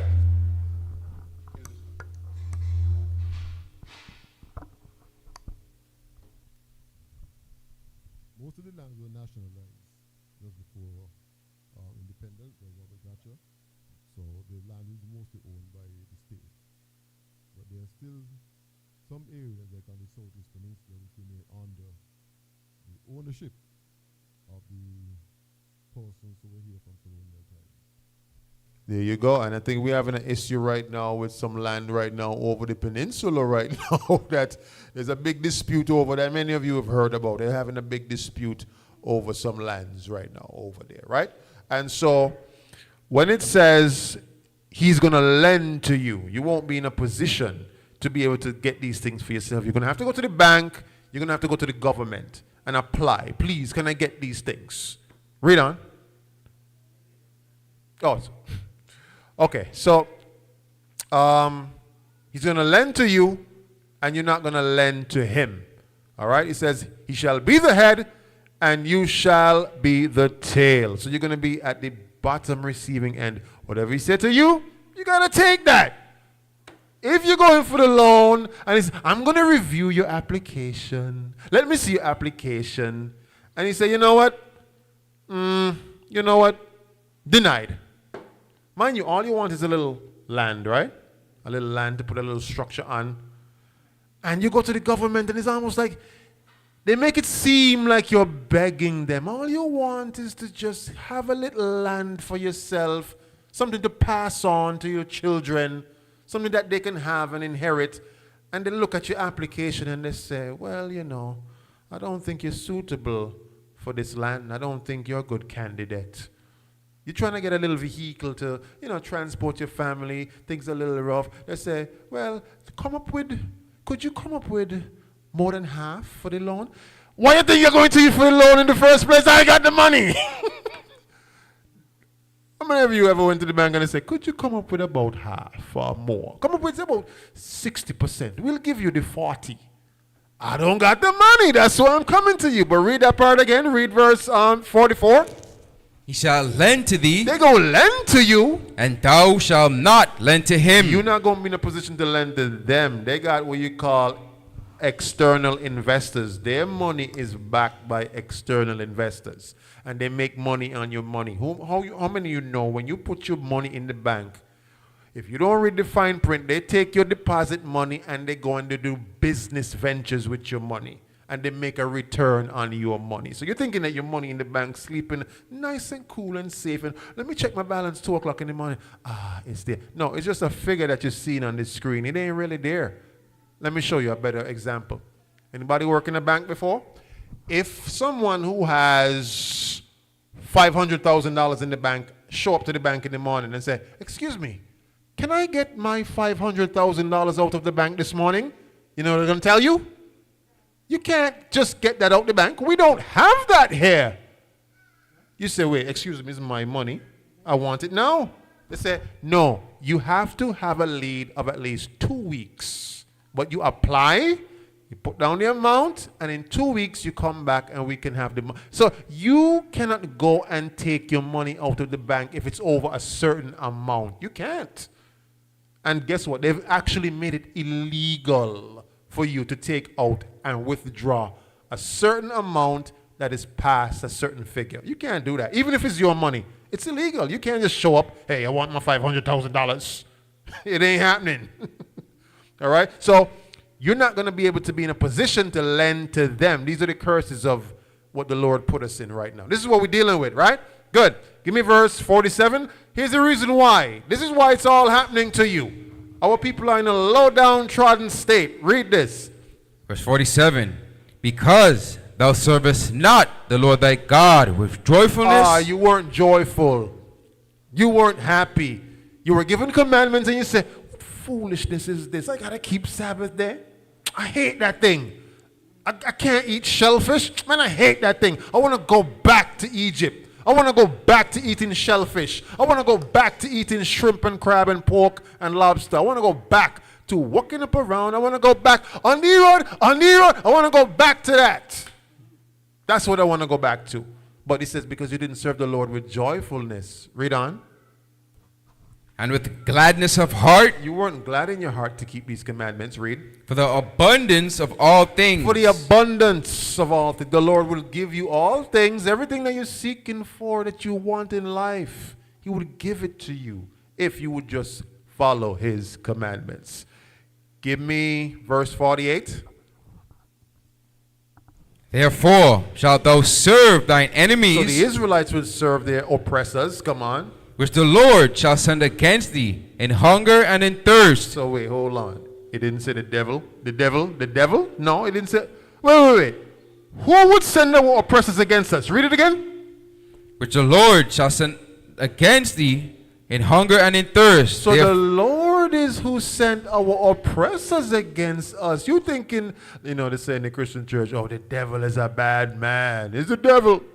The devil doing this to me. The devil got my life in ruins. The devil got my life in shambles. It ain't the devil. It's the Lord. He said he's doing this thing to you. And he's doing it to you, and he's going to continue doing it to you until you get your act together and start keeping his laws. Read on. And in nakedness and in want of all things. Everything that you need. It says hunger, thirst, nakedness. That's food, drink, clothing. And look around. I don't know the last time you look on your shirt and you saw made by Israelites. You ain't going to see that. You ain't going to see your phone on the back made by Israelites. You're not going to see that thing. You're going to see what? Made by China, made in China. That nice flat screen TV you have home, made in China. That nice car you're trying to drive, made in Japan, made in China. You might say, well, no, it's made in America. Well, who founded America and who stole the land of America were your oppressors. And they ran the Indians, the Israelites, the tribe of Gad, off of the land into a small little thing called a reservation camp. And they put them there and it says, that's your space. We will take over the land of America. And they formulated that thing. You understand? So your oppressors, they rule over you. Okay? And guess what? Babylon, Babylon doesn't make anything. They outsource everything. Outsource. Right? So they don't make computers. They outsource all the computer chips from where? China. Okay? Good. Give me verse 49. No, sorry. Finish out 48. And he shall put a yoke of iron upon thy neck. The slaves who had chains around their necks, right? We were the only persons who traveled on slave ships with chains around our necks, right? Who went into chattel slavery. We didn't receive any compensation, any money for the slave labor that we offered. Read on.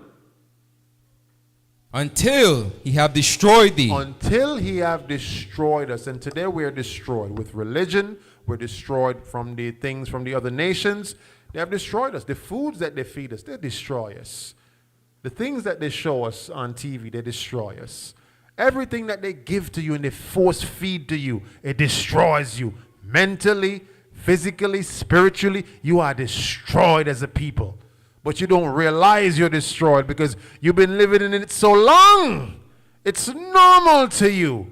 But you're destroyed because you don't know who your God is. You don't even know his name. You don't know his commandments. You don't know his ways. You didn't know he has a Sabbath that he told you to honor. You don't know none of that.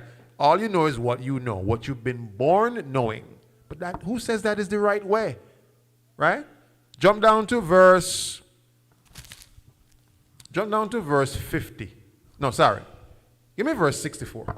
Let's jump down straight to 64. Verse 64. Come on.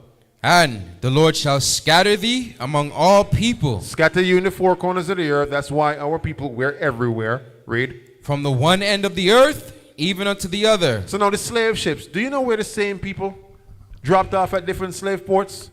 The same slave ship dropped off in St. Kitts, Anguilla, Nevis, Bar. Same slave ship. Santo Domingo, right? Haiti, all on the same slave route, right? And so we're the same people, the Israelites. But he said this thing would happen to us because we chose to go the other nation's way. All right? Read on. And there thou shalt serve other gods, which neither thou nor thy fathers have known. So the Lord knew that you would serve these other religions. He knew you would be a Catholic and a Pentecostal and a this and a that and a...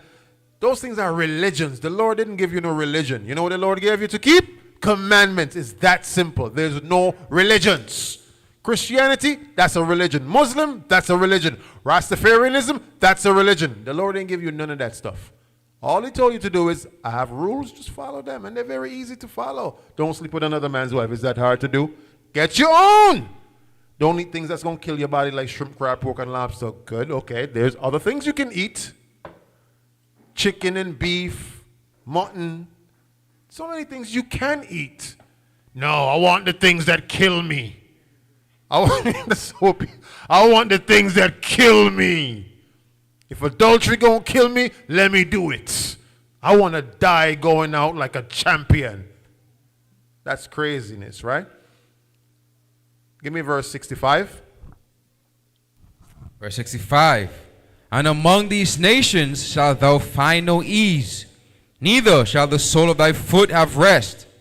But the Lord shall give thee there a trembling heart, and failing of eyes, and sorrow of mind. So you're not going to get any rest in this land of your captivity. You're going to work to the bone, and you're going to feel like, when is it going to end? Verse 68. Verse 68. And the Lord shall bring thee into Egypt again with ships. So we were in Egypt the first time when you wanted to go back, but he said he's going to bring you back into Egypt again. But this time you're going back on Egypt in what? In what? On what? With ships. With ships. The slave ships that brought us over here. That's how we came over here. Read on.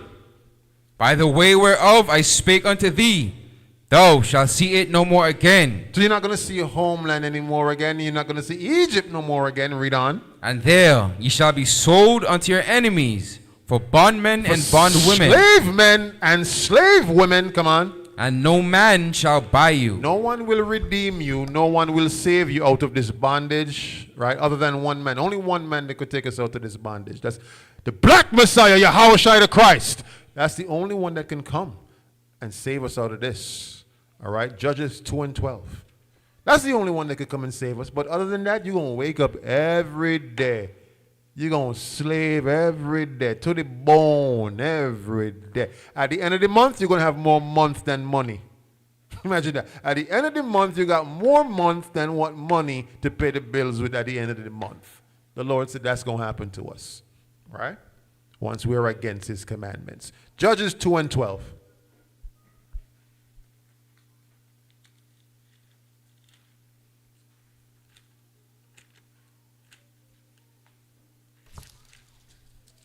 Judges chapter 2 and verse 12.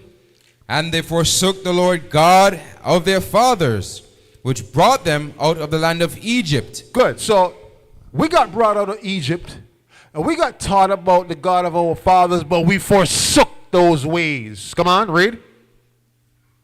And followed other gods, of the people that were round about them, and bowed themselves unto them, and provoked the Lord to anger. And we're doing that today still. Our people would love to go to church on Sunday. Our people love following after these other religions. Our people just love anything that goes against what the Lord says. Verse 14. And the anger of the Lord was hot against Israel, and he delivered them into the hands of spoilers that spoiled them. And he sold them into the hands of their enemies round about, so that they could not any longer stand before their enemies. And that's why today you can't stand before your enemies. They look in your face and they laugh because they know you got to go to them for want of all things. You think when you go into their stores, they see you as a person? They see you as a dollar bill.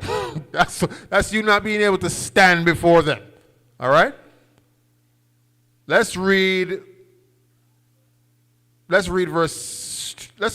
that. Let's get 2 Kings. 2 Kings chapter 17 and verse 7. They know you can't stand before them. They know that. They know you need their services. 2 Kings 17 and verse 7. 2 Kings chapter 17 and verse 7. For so it was that the children of Israel had sinned against the Lord their God, which had brought them up out of the land of Egypt from under the hand of Pharaoh, king of Egypt, and had feared other gods. Our people have always loved other gods more than Yahweh. They've always. Watch our people today. They would learn about this truth and still go and celebrate Valentine's Day. Still go and celebrate what else? Mother's Day, Father's Day, Christmas, birthdays, you name it. Our people love other gods more than Yahweh. Read on. And walked in the statutes of the heathen, whom the Lord cast out from before the children of Israel. You don't realize that the heathen is the one that gave you all these things? Mother's Day, Father's Day, Christmas. The heathen, the other nations, they gave you those things. Read on. And of the kings of Israel. Good, but you got to know the history. We've been doing it since the golden calf days. Walking up around the golden calf. Jump down to verse 15. Verse 15. And they rejected his statutes and his covenant that he made with their fathers, and his testimonies, which he testified against them. And they followed vanity and became vain, and went after the heathen that were round about them, concerning whom the Lord had charged them, that they should not do like them. You should not do like them, but our people love vanity. They love the ways of the other nations. Give me verse 16. And they left all the commandments of the Lord their God. Wow, all the commandments? Wait, they left all? Wait, they left all? Yeah, they left all. Right? And that's why I challenge you. Any Christian that you meet, if you meet them tomorrow on Sunday, ask them this one question. Just one question. It's going to stop them in their tracks. What commandments of the Lord out of the Bible do you keep? Then grab your popcorn. Read on. And made them molten images, even 2 calves, and made a grove, and worshipped all the host of heaven, and served Baal. Making your own gods, our people still do it today. Verse 17. And caused their sons and their daughters to pass through the fire, and use divination and enchantments, and sold themselves to do evil in the sight of the Lord, to provoke him to anger. They do witchcraft. One young man came to me and told me, listen, man, I gotta just confess to you. Listen, I went to the bushman. I went to the bush doctor. I was, in a problem, and I had to go and do this thing because I didn't have any other option. What? So you didn't think that turning to the Lord and doing his commandments, mind you, which, by the way, he was taught. He was taught that he had to go and keep the commandments, but he said, no, I'd rather go to the bushman. I'd rather go to the bush doctor. And he went to the bush doctor, and guess what happened? Guess what the Lord caused to happen to him? Whatever enchantments he tried to do by the Obeah man, it came right back on him. And he was walking around the place bugged out. He reached up here. He reached right in here and he was like, I don't know what to do. He was walking around with the chicken with the head cut off. And the brothers told him the same thing I told him. Keep the commandments. He was like, yeah, but. Mind you, you're in this state where the Lord puts you in madness. And you're thinking, but yeah, wait.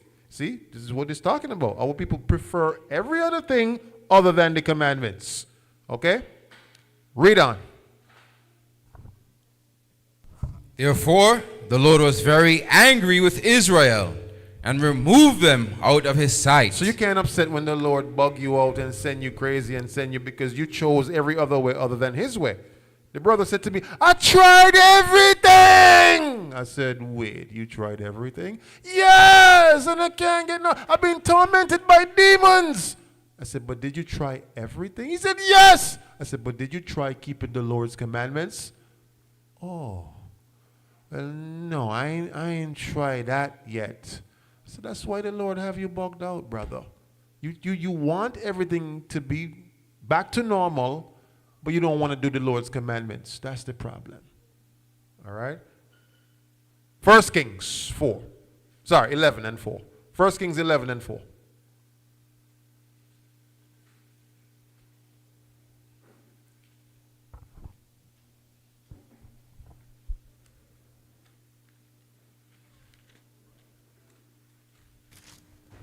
First Kings chapter 11 and verse 4. Read. For it came to pass, when Solomon was old, that his wives turned away his heart after other gods. Oh, Solomon's wives turned his heart away to serve other gods. Brothers, I mentioned it earlier. Your wife could have you tripped up out here. And even if you're in this truth, brothers, beware. Your wife could get that spirit on her where she want to go back to Egypt. She going to wake up one morning and say to you, baby, maybe we should just done with this Israelite stuff. We could worship God for ourselves. We don't need no congregation. And you're like, you're right, you know, because I really don't like taking leadership anyway. I really don't like taking counsel, advice. You kind of right. But I can't do it. But baby, you can. She get a nice little soft rub on your shoulder. Baby, you've been doing a lot for the church, a lot for the ministry. You ain't tired. And she rubbing you down. And you're like, yeah, I'm kind of tired for real, you know. You know what? You're right. And now you're outside of the protection of the Lord. You know you ain't got no protection from the Lord when you're outside the congregation. There's no covering. You now got to sow fig leaves for yourself. You know what that means, right? When you sow your own fig leaves, like Adam and Eve did, it means you're trying to do things yourself, your way, hoping that you'll get some kind of protection and some kind of covering. You try to provide your own covering. No. Allow the Lord to be your covering by being under the protection of the congregation. All right? Give me jump down to verse 11. Verse 11. Uh-huh. Wherefore the Lord said unto Solomon, for as much as this is done of thee, and thou hast not kept my covenant and my statutes, which I have commanded thee, I will surely rend the kingdom from thee. I will tear the kingdom from you, northern kingdom and southern kingdom. So now our people split in half. Now you got the southern kingdom, right? You got southern kingdom. You got northern kingdom. Like you see the Haitians, the Levites, that's southern kingdom. Judah, Benjamin, Levi, that's southern kingdom. You got like the Dominicanos, okay, that's northern kingdom, right? They went off before southern kingdom, right? They went off. They went to serve. That's why the Santo Domingans, the Hispanics, they have been indoctrinated on such a level whereby you go down to Brazil, and you see that tall statue, 500-foot statue of who? Down there. Rio de Janeiro, right? Jesucristo as a white man, blanco. So the Santo Domingans, the Hispanics, they went off first. They're Israelites, but they went off before us, right? And so Solomon was told the kingdom is going to be rend from you. Come on. I will surely rend the kingdom from thee, and will give it to thy servant. Ooh, going to give it to your servant. Okay. Give me Ezekiel 20. Ezekiel chapter 20.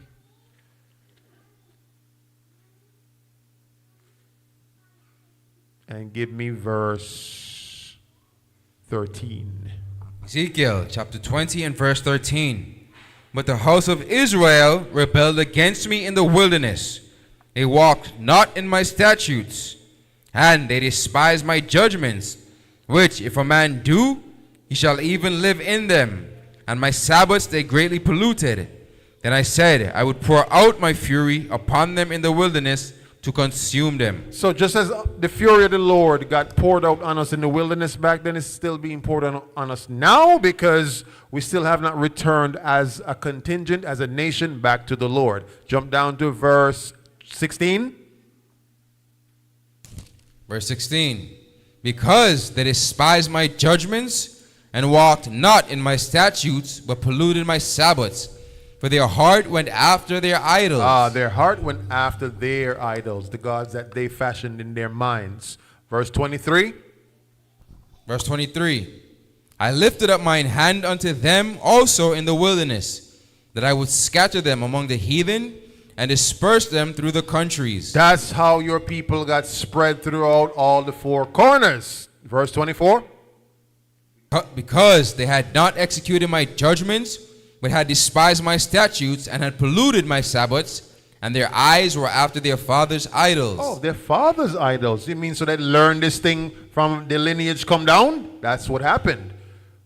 Okay, let's get Ezekiel 23 now. Ezekiel 23 and verse 3.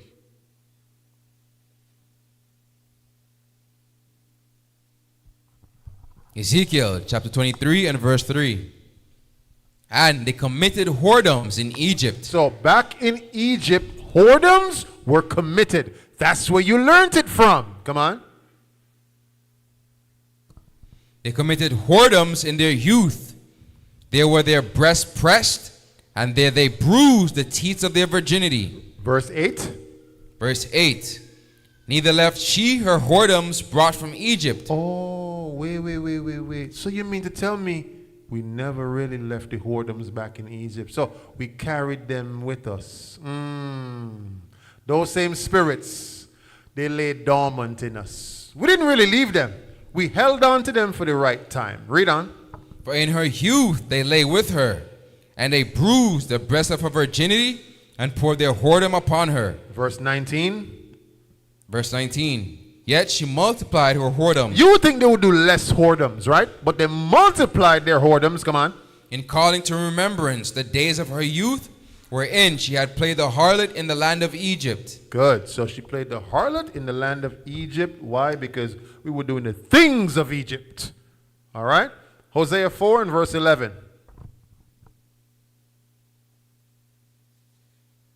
Start me off at verse 6. Hosea 4 and 6. Hosea chapter 4 and verse 6. My people are destroyed for lack of knowledge. Our people are destroyed for lack of knowledge. You don't know who you are. You don't know your nationality. You don't know what the name of your God is. You don't know his commandments. You don't know nothing. So it's like being in captivity for 400 years in Egypt, then going back into Babylon for another time for more captivity, into Assyria, into Persia, into all these lands being captives. And now we're in this final captivity, this new age Babylon, still in captivity. Our people are still destroyed for lack of knowledge. Read on. Because thou hast rejected knowledge, They've rejected the knowledge of God. I will also reject thee. And that's why he's rejecting us right now. The Lord does not want to deal with us right now. That's why Christ had to come. He said, listen, I got to send my son, because if I got to deal with these people, I don't take them out right now.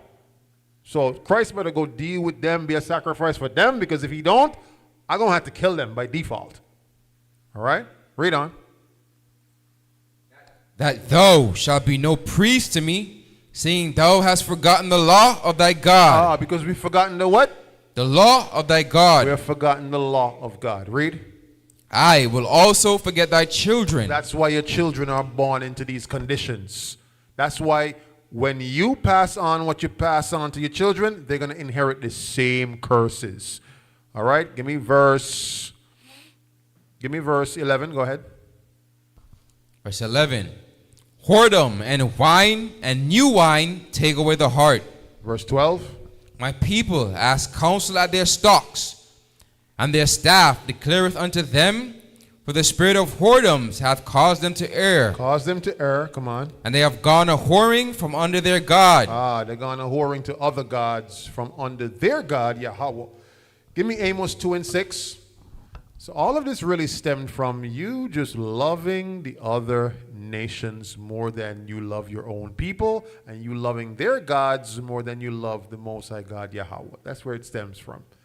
All right? And it all began in Egypt, where we was just there for 400 years learning their ways. But it says we didn't forget their ways. We carried them with us. Okay? Amos chapter 2 and verse 6. Thus saith the Lord, for 3 transgressions of Israel, and for 4, I will not turn away the punishment thereof, because they sold the righteous for silver, and the poor for a pair of shoes. For a pair of shoes, verse 7. That pant after the dust of the earth on the head of the poor, and turn aside the way of the meek. And a man and his father will go in unto some maid. No. Read that again. And the man and his father will go in unto the same maid. The same maid.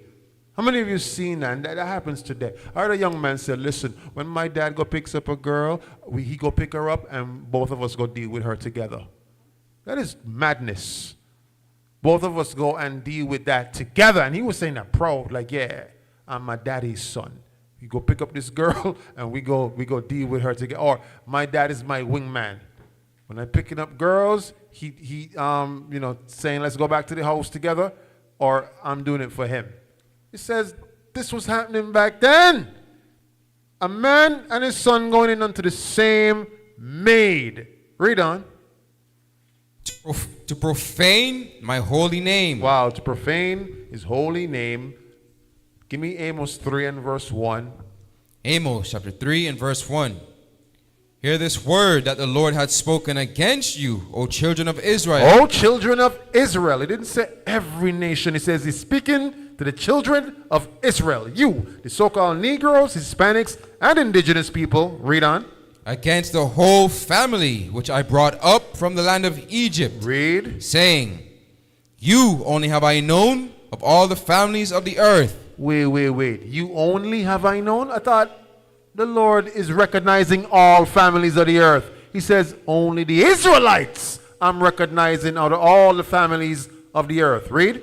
Therefore, I will punish you for all your iniquities. I'm going to punish the Israelites solely. So if you ever wonder why the other nations did not go into captivity, it's because God is punishing us solely because we're his chosen people.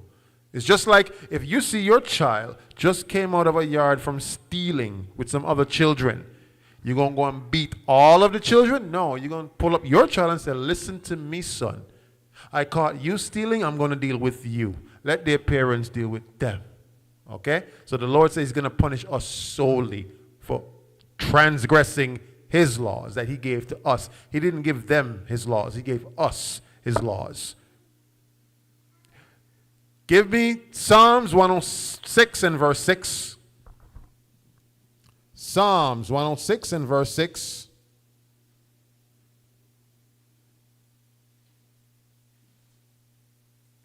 Psalms chapter 106 and verse 6. We have sinned with our fathers. We have committed iniquity. We have done wickedly. Read. Our fathers understood not thy wonders in Egypt. They remembered not the multitude of thy mercies, but provoked him at the sea. We provoked him at the sea. We provoked him. Come on. Even at the Red Sea. Give me verse 13. Verse 13. They soon forgot his works. Oh, that's our people for you. As soon as the Lord deliver you out of something, you forgot his works. It's like, we call it the drunk sober syndrome. You drunk and you mashed up, you messed up. You say, oh, Lord, if you deliver me out of this, I'll just live for you. The moment you get sober, you say, hey, I sober again? Run the drinks again. That's what happens to our people. They go right back to the same foolishness. Right back to their old life. right? Or, Lord, if you please promise, I promise, you get me out of this bad situation, I promise you I'm going to live for you. The moment that situation resolves itself, they say, God, who? Who named so? Who that? Listen, I going clubhouse tonight. I going strip club tonight. That's what happens to our people. Verse 19. Verse 19. They made a calf in Horeb and worshipped the molten image. These are the same people that was walking up around the golden calf on the road there. This is the same people that was doing that. They're doing that today right now. Carnival Monday, Trinidad. These are the same people today. Verse 20. Verse 20. Thus they changed their glory into the similitude of an ox that eateth grass. So they changed God's glory to an ox, a molten calf, and said, this is the God that delivered us from Egypt. Really? That is craziness. Give me verse 35. Verse 35. But were mingled among the heathen and learned their works. We got mixed among the other nations and we did what they did. We learned the things that they did.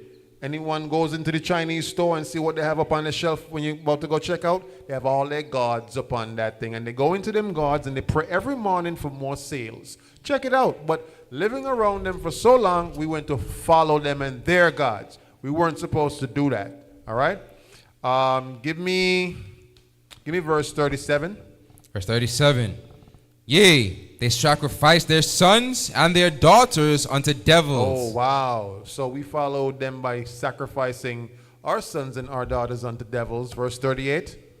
And shed innocent blood, even the blood of their sons and of their daughters, whom they sacrificed unto the idols of Canaan. And the land was polluted with blood. Good, because we learned that also from the other nations, and killing one another and coming against one another. We learned that from the other nations. All right? Imagine looking at somebody that look just like you, but you're coming against them. Right? Mind you, I saw this skit. Who many of you saw this skit? Brothers on the corner, just chilling. Right? Another brother that looked just like them walked down the corner. They grilling him like, yo, where you from, son? Where you from? You from around here? You from around here? We about to do something to you, son. And he's like, listen, the guy is not dressed like a hoodlum. The guy got on a tie, a nice shirt and pants. He looked like a square. And the brothers on the block grilling him, right? He gone, a white guy passed on the road. All the white guy was just watching them in their face like this. And they was like, oh, good morning, sir. Good morning. So they have the kind of energy like that for their own people. But let a white man pass them, they're like, oh, bow down to you, Mr. White Man.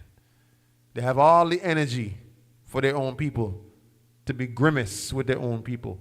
But for the other nations, they bow down. That's mental sickness, Israel. All right? We learned hatred for our people from the other nations.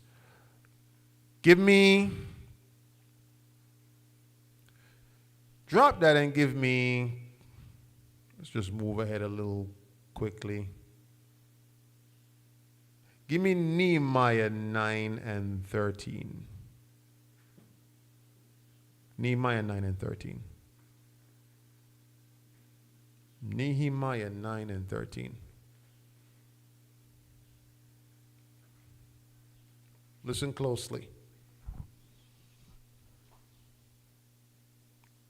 So you got to know where we're coming from, where we're going, and where we are right now. All right? Nehemiah chapter 9 and verse 13.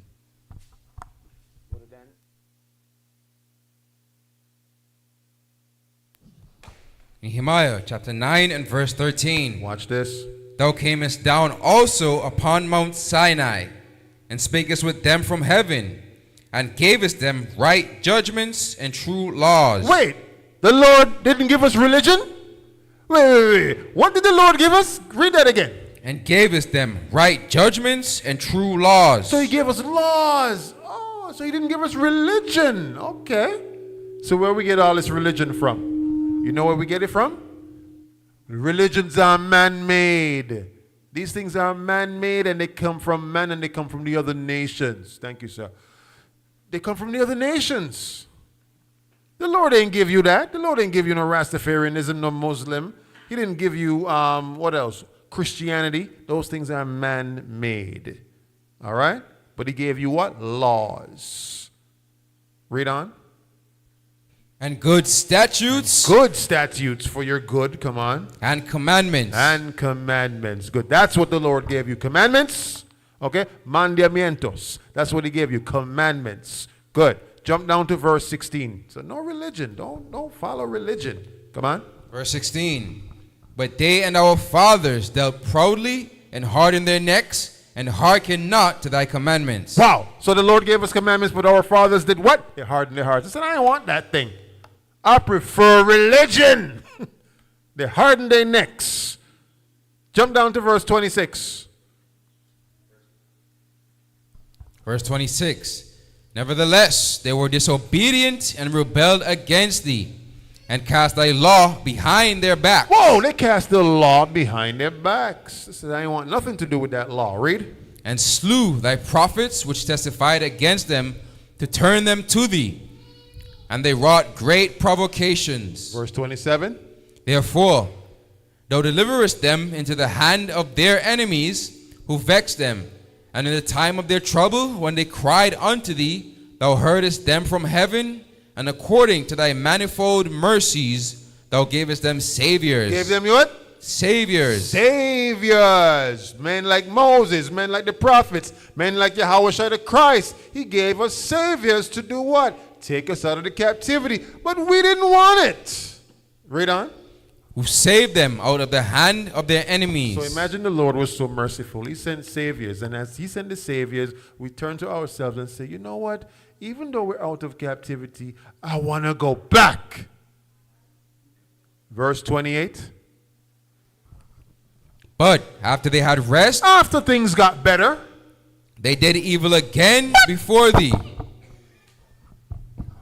What did Israel do? They did evil again before thee. They went back to a life of sinning.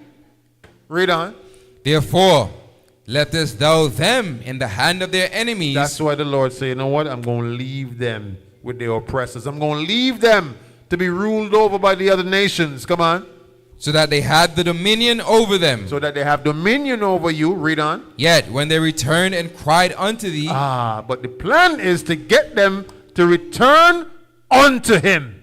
Come on.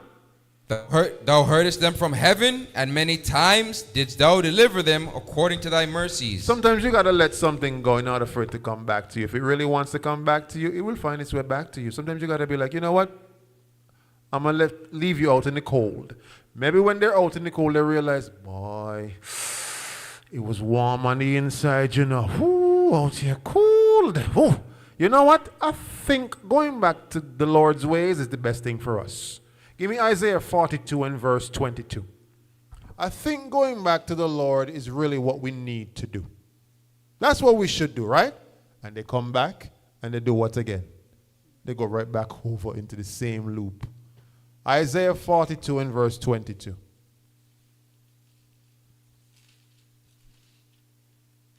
Isaiah chapter 42 and verse 22. But this is a people robbed and spoiled. Robbed and spoiled because we've been in captivity for so long and we're still there. Come on. They are all of them snared in holes. Snared in holes. Come on. And they are hid in prison houses. And we are hid in prison houses. Our people, Negroes, Hispanics, and indigenous people, mostly the Hispanics and the Negroes, they make up for more than half of the prison population worldwide. Worldwide. Our people are locked away in the Bing. Come on. And they offer a prey, and none delivereth. No one is coming to deliver them. Why? Because the Lord put them in that position. Come on. For a spoil, and none saith restore. None saith restore. But the Lord did say he's going to send saviors. He said he's going to send you teachers to teach you these commandments to bring you out of that mentality. That mentality of Egypt. Come out of Egypt. We're asking our people to come out of Egypt. Give me Isaiah 52 and verse 3. Isaiah 52 and verse 3. We're asking our people to come out of Egypt, man. Read. Chapter 52 and verse 3. Come on. For thus said the Lord, ye have sold yourselves for naught, and ye shall be redeemed without money. You gave yourself to the other nations for nothing. For nothing. Imagine that, to be slaves. Imagine that. You give yourself away to another nation so that you could work for them. Really? And that's life? That's living? No, you got sold a trick. So we turn in tricks for the other nations now. And we think that's the way to live. No, you had it way better keeping the Lord's commandments. Verse 4. For thus said the Lord God, my people went down aforetime into Egypt to sojourn thee, and the Assyrian oppressed them without cause. See that? The Assyrians oppressed us without cause. We caused it to happen. All right? Verse 5. Now, therefore, what have I here, said the Lord, that my people is taken away for naught? They that rule over them make them to howl, said the Lord.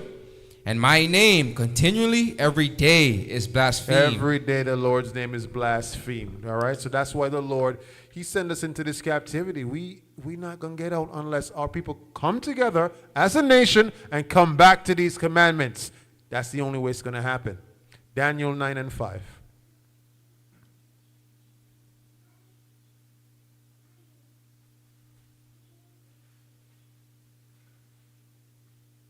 Daniel chapter 9 and verse 5. We have sinned and committed iniquity and have done wickedly and have rebelled, even by departing from thy precepts and from thy judgments. So we got to confess this thing. We got to say, Lord, we've done wickedly. We've strayed away from your commandments, but we're also going to come back to your commandments. Verse 11. Verse 11. Yea, all Israel have transgressed thy law. How much of Israel? All Israel have transgressed thy law. All of the Israelites have transgressed God's commandments. Come on. Even by departing, that they might not obey thy voice. Therefore the curse is poured upon us. Oh, because we departed from his laws, the curse is now poured upon us. Remember, a covenant. When you make a blood covenant or a blood pact, the only way out of it is what? Let me ask my brother behind here. When you make a blood pact, the only way out of it is what? There you go. That is the principle of the Lord. And because he knows that we made a blood covenant with him, he wants us to keep these commandments so that we don't suffer the death that's on the other side of the covenant. He's keeping his end of the agreement. But the other part of the agreement is if we don't keep it, it's a blood covenant. All right? So if you want life, keep the commandments. But if you want death, don't keep the commandments. It's really that simple. Give me Baruch 1 and verse 19. Baruch 1 and 19. So you got to confess. You got to say, Father, listen, I've broken all your commandments. We ain't left Egypt in our minds, in our hearts. We still got Egyptian ways in us, right? But you got to be willing to be taught. Be willing to understand this Bible and be taught by your teachers so that you could come out of those Egyptian ways. Because they were in all of us. Don't feel singled out like, man, these scriptures talking to me. They're talking to all of us. But all of us got to make this decision. Come on, Baruch 1 and 19.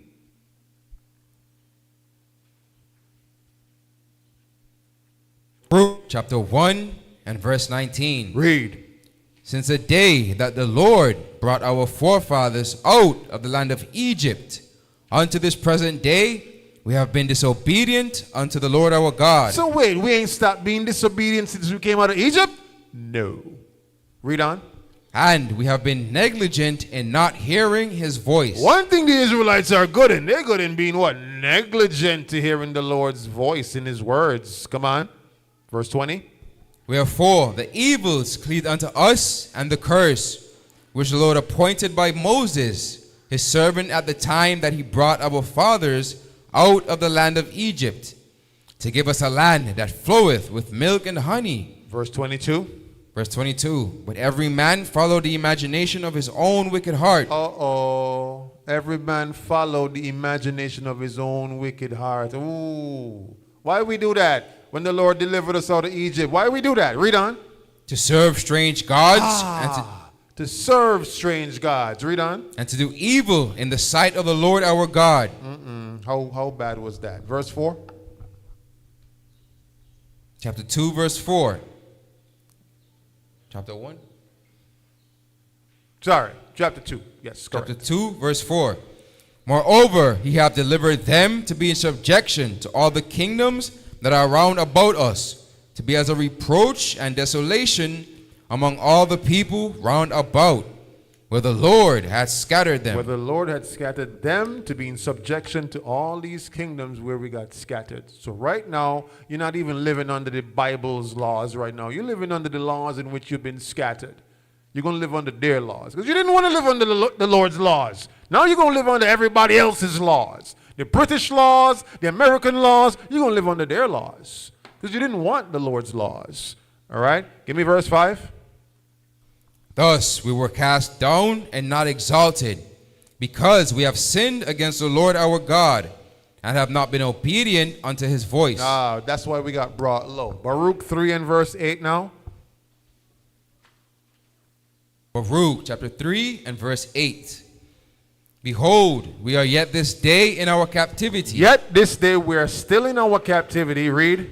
Where thou hast scattered us for a reproach and a curse, and to be subject to payments. That's why you're going to pay so much bills. It says we're going to be subject to payments. You're going to pay for everything. You're going to pay for light bill, water bill, internet bill, the natural things of the earth that the Lord said are free. You're going to pay for that too.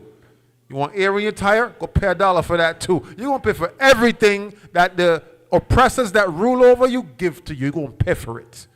And it ain't even the best quality. Imagine that. You're paying for GMO food. You're paying for food that kills you. You're paying for organic food, but it ain't really organic because it's Monsanto seeds. So you're paying so that they could kill you faster. Imagine that. But the Lord said you're going to be, read it again, and be subject. And be subject to payments. You're going to be subject to payments when you're in this captivity. Read on. According to all the iniquities of our fathers, which departed from the Lord our God. But it's according to the sins of your fathers, because they were in a covenant. You inherited the covenant. You still got to keep the covenant. It don't matter if you weren't there at the signing. Your forefathers signed. They signed with their blood. And because you're in that blood covenant, it mentioned all those who are here today and all those that's coming after you. That covenant applies to them. That's us. Here we go. Give me Baruch 4 and 6. Baruch chapter 4 and verse 6. You were sold to the nations. That's why you got sent away to the other nations. Come on. Not for your destruction. Not for your destruction. So the Lord kicked us out of our own homeland, Israel, but not to destroy you. Come on. But because ye moved God to wrath. Because you moved him to wrath. He was angry. So of course he's going to do that. If my son disrespect me, I'm not going to pat him on the shoulder and be like, son, you're doing such a great job. I'm going to buy you a PlayStation 5. No, I'm going to collar him up and I'm going to drape him up and say, son, who you think you're playing with? I ain't raised you like that. And my father didn't raise me like that neither. The same way my father would have draped me up if I disrespected him in his house. My father ain't going to smile up with me and talk about, hey, son, you disrespect me? Oh, man, let's go to the football game later. No. It's 2 bucks he would have shot me. Bap, bap. Who you think you're playing with? You ain't a man in here. The moment fathers realize their son's voice start getting a little bass in it. Hey, daddy, how you doing? Oh, you think he's a man in here? Well, let me tell you something. You ain't no man in here, you know. You ain't paying no bills in here. Your father go, if your father's a real man, he gonna let you know. Your father ain't gonna laugh up with you and play up with you. The scripture said that. Don't laugh up and play up with your sons because they're gonna bring you to shame in the future because you didn't give no discipline into them. You make sure you drape them up good. It says put them to work early. Let them work with their head down and let it be quiet so they understand the value of hard work. The Lord did that to us in a different form. He sent us into captivity to work hard so that we could know the value of a good fathership. So we know, wow, the Lord sent us here to really be under captivity. Let's come back to the Lord. And if you have a son and he disrespect you when he turn a teenager and he want to go be with the gang boys them down the road, let him go. Say, you know what? Go live with them.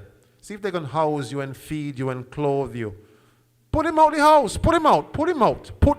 You're thinking, you can put out your son out there? Yes, put him out.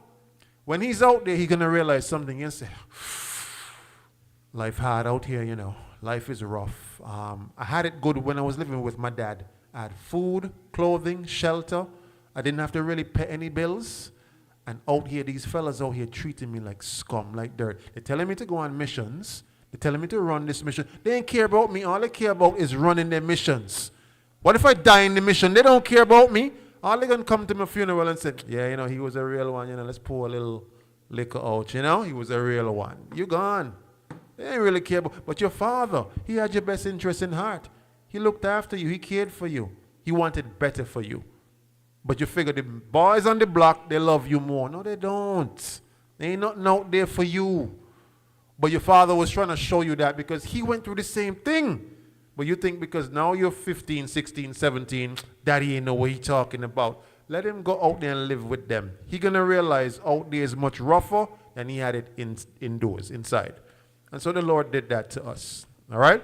Read on. Ye were delivered unto the enemies. Good. The Lord delivered us unto our enemies. He said, go. Go be with them. Go live with them.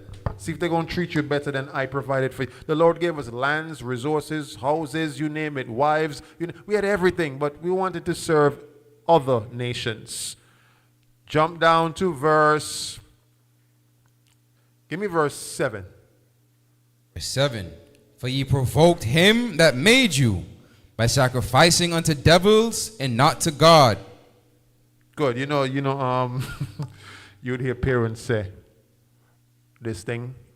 If I brought you in, I do what? I take you out. That came from the Bible. Read that part again for me. Ye provoked him that made you. You provoke him that made you. I brought you in, I could take you out.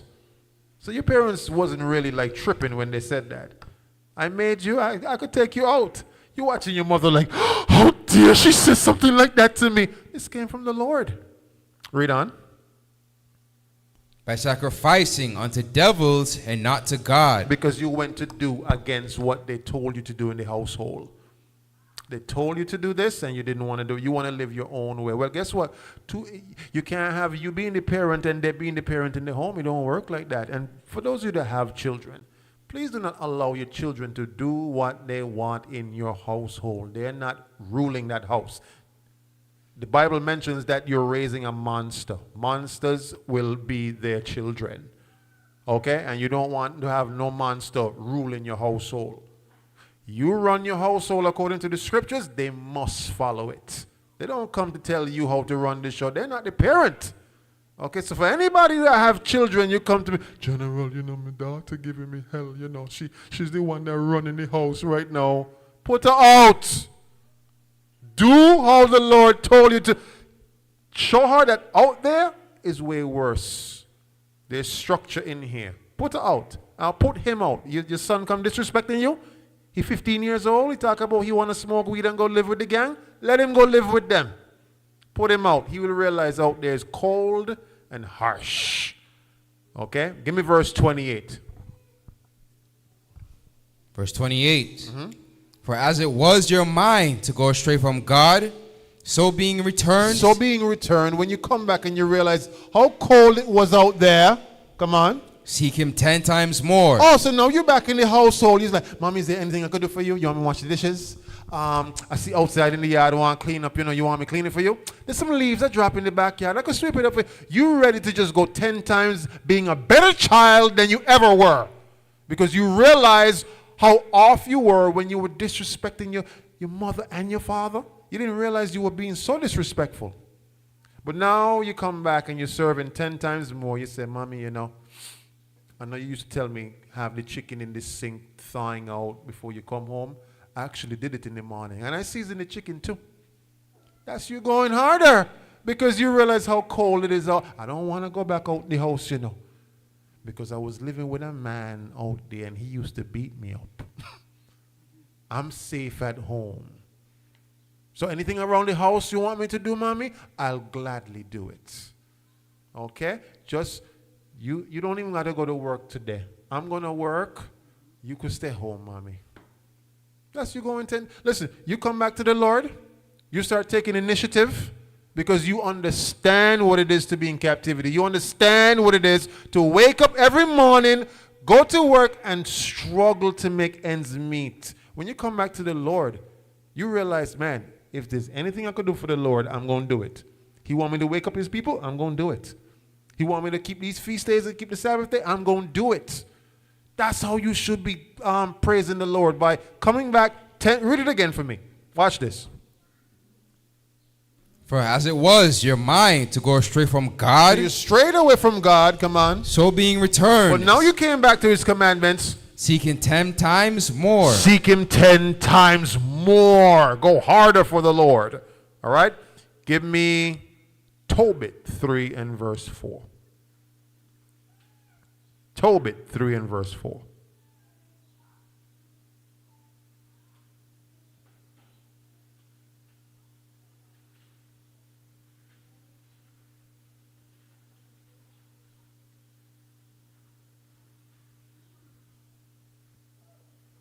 Tobit chapter 3 and verse 4.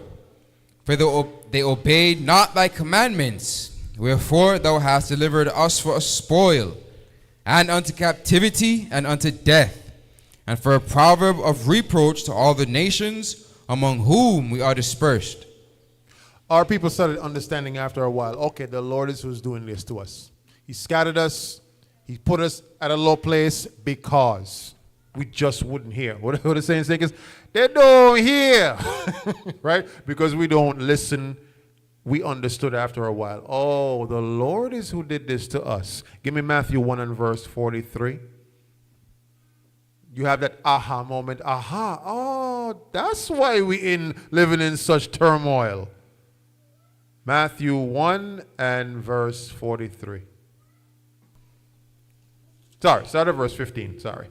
Matthew chapter 1 and verse 15. Then you give me 43 after that. Go ahead. And Eliud begat Eleazar, and Eleazar begat Mathan, and Mathan begat Jacob. Oh, I'm sorry. Matthew. Sorry, I wrote that down wrong. Just 1 second. Matthew.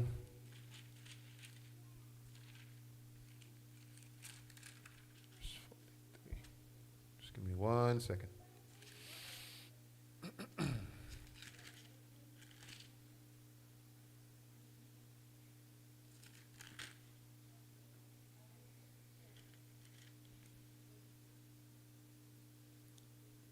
Sorry. First Maccabees. I wrote it down wrong. Give me First Maccabees.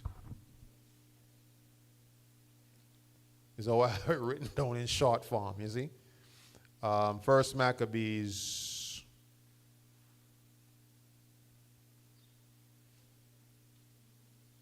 (1 and 15). And then you're going to give me 43 after that. Yes. First Maccabees chapter 1 and verse 15. And made themselves uncircumcised. Oh, the Israelites learned the truth, but they went and made themselves what? Uncircumcised. Went back into the world. Come on.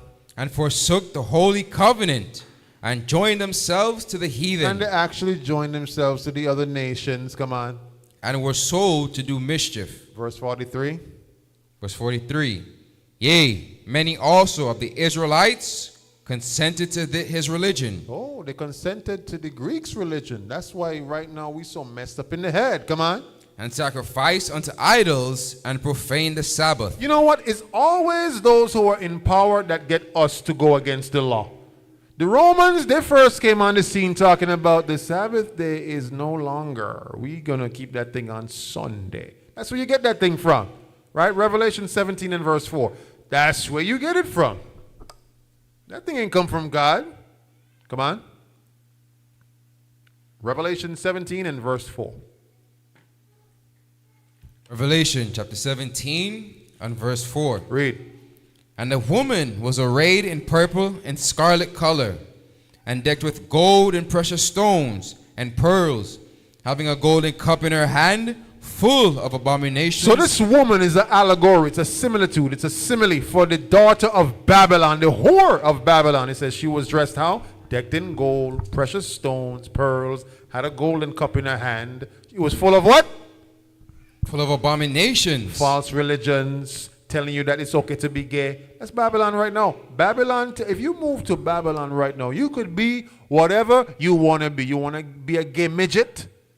You could be that. You could identify as a gay. It doesn't matter what height you are. If you identify as a gay midget, a homosexual midget, you can be that. How many of you know that?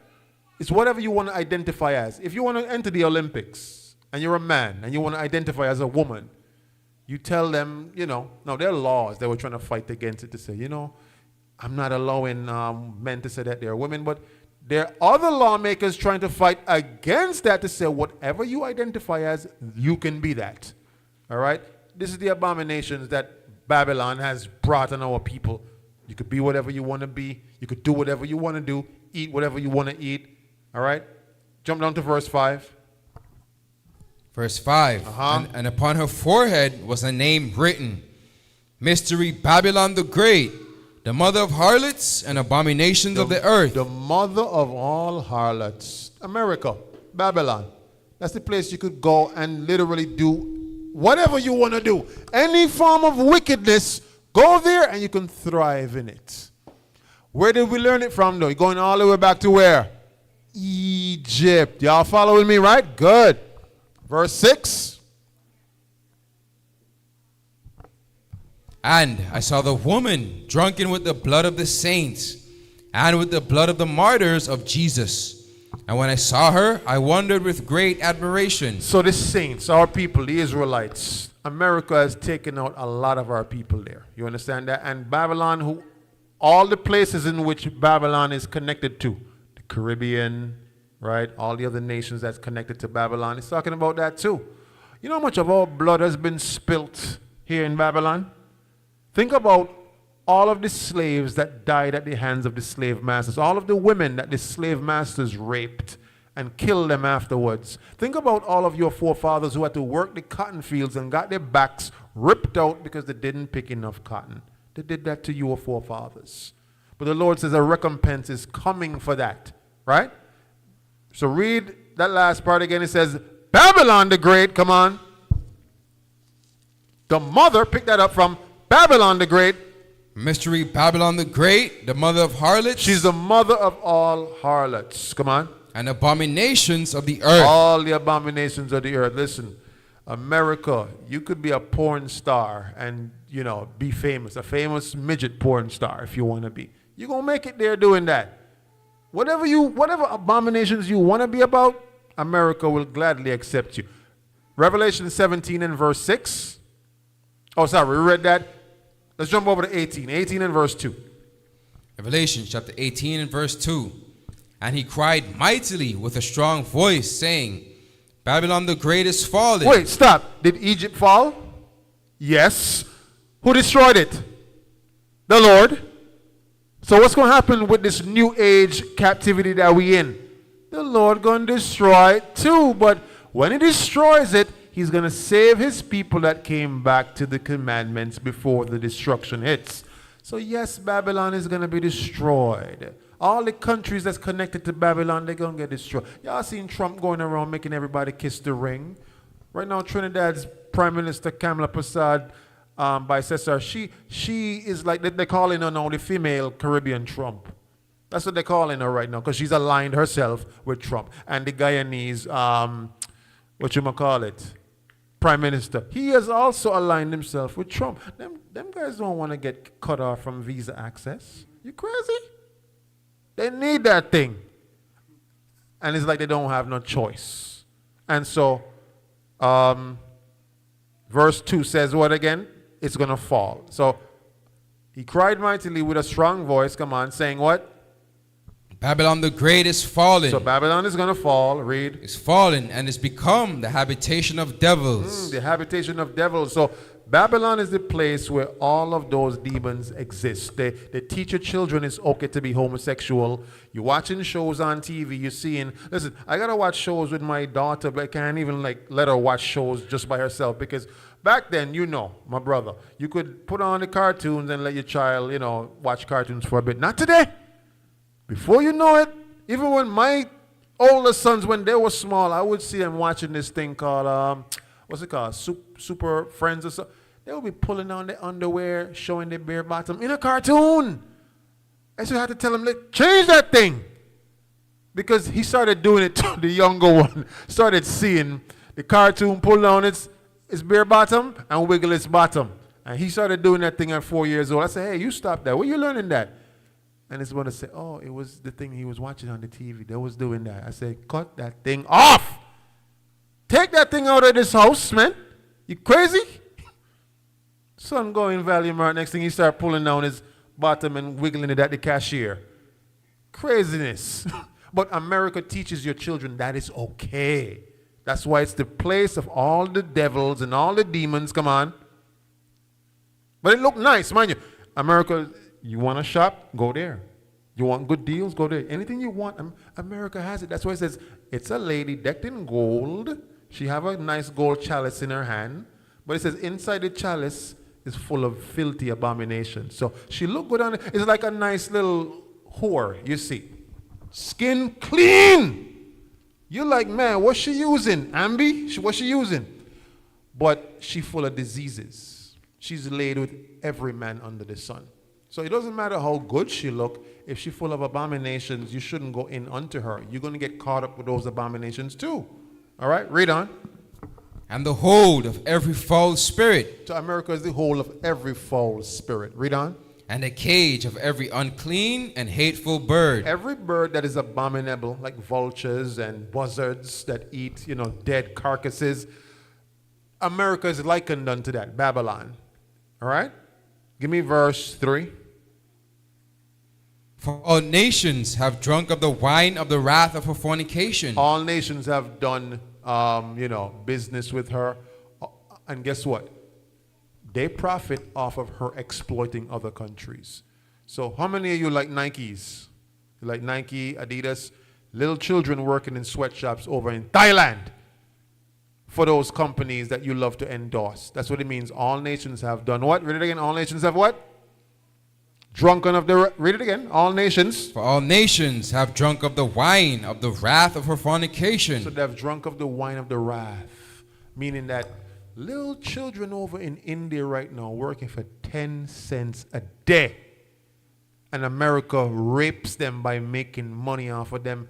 And the Louis and the Gucci and the Ferragamo that you love, a child had to go and sweat in a sweatshop.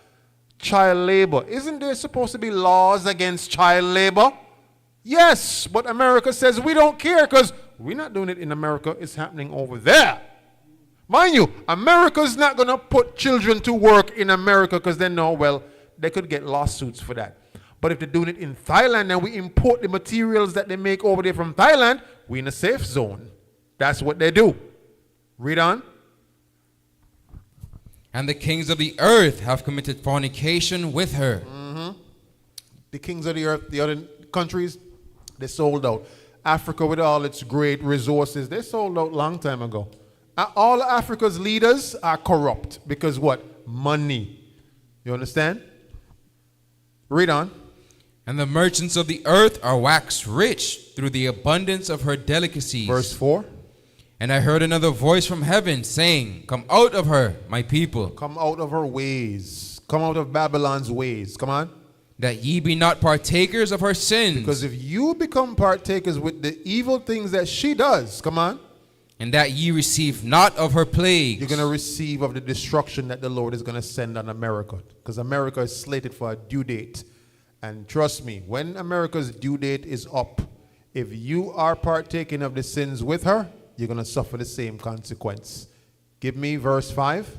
For her sins have reached unto heaven. So the Lord is giving her enough time for her abominations to stack up to heaven. Come on. And God hath remembered her iniquities. America has not been paid for all of her iniquities as yet. So God is saving all of them up until when Babylon falls. Who knows when that's going to be? When World War III kicks off to full culmination and the ICBM missiles, intercontinental ballistic missiles, come over from Russia and China, you're going to see them. Listen, they got a hypersonic missile that can reach from China to America.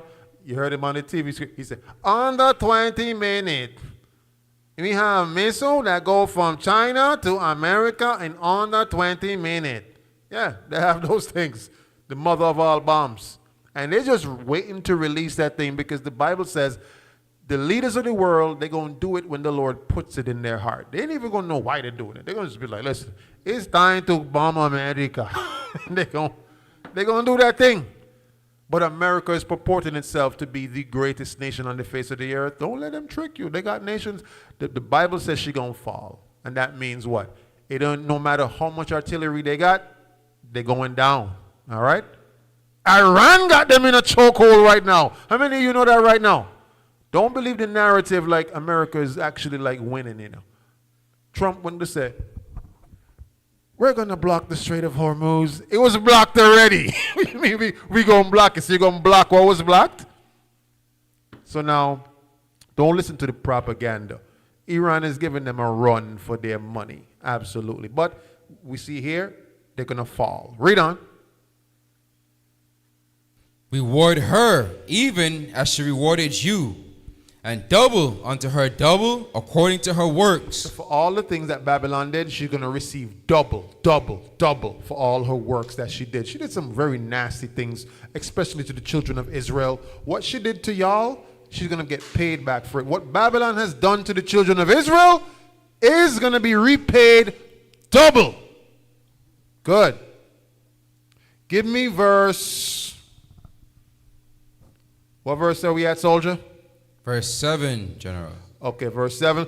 Give me verse 13. Verse 13. And cinnamon and odors and ointments and frankincense and wine and oil and fine flour and wheat and beasts and sheep and horses and chariots and slaves and souls of men. So these are all the things that she profited off of. She made. She don't actually make anything. America don't make anything. They take. They're takers. That's why they came to the Caribbean. Those early Europeans, because they're the same people. The Europeans, the Americans are just the white Americans are just what? The New Age Europeans. But the Europeans came to the Caribbean and said, hey, this land, we like it. We're gonna put y'all to work it and make money for us. Then we're gonna send it back to Europe. They did that to y'all, but the Lord said, they're going to be repaid for that. Verse 23. Verse 23.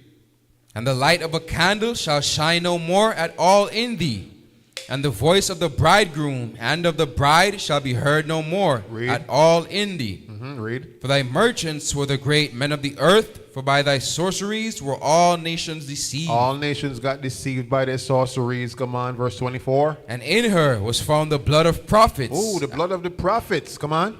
And of saints, and of all that were slain upon the earth. So our blood has been slain and poured out and spilled out by Babylon, right? But the Lord said he's going to remember that thing. Give me verse. Drop that and give me Luke 4 and verse 18. Luke 4 and 18. So make no mistake about it. Yes, we in captivity still, but we coming out. America will get repaid for what it did to us. Mystery Babylon will be repaid. Read Luke 4 and 18. Luke chapter 4 and verse 18. The Spirit of the Lord is upon me, because he hath anointed me to preach the gospel to the poor. To the poor. He hath sent me to heal the brokenhearted. It's talking about those in captivity. He have commissioned us to go out to these people. Come on.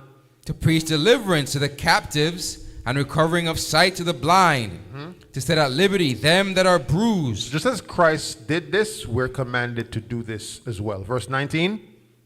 To preach the acceptable year of the Lord. Good. To preach the acceptable year of the Lord. So this is the time now that we're in. You got to get this word in you. Because we're going to be delivered from this new age Babylon shortly. But you got to come back to these commandments quickly. All right? Give me Galatians 5 and verse 1.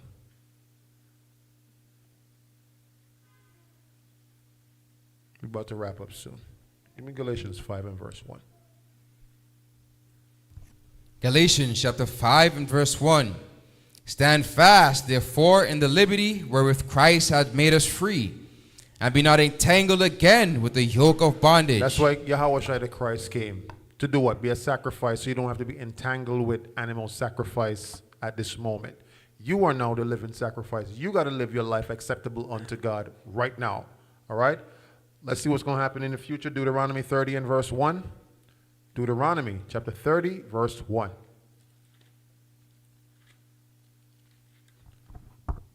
Let's see what the prophecy says is going to happen. Deuteronomy chapter 30 and verse 1.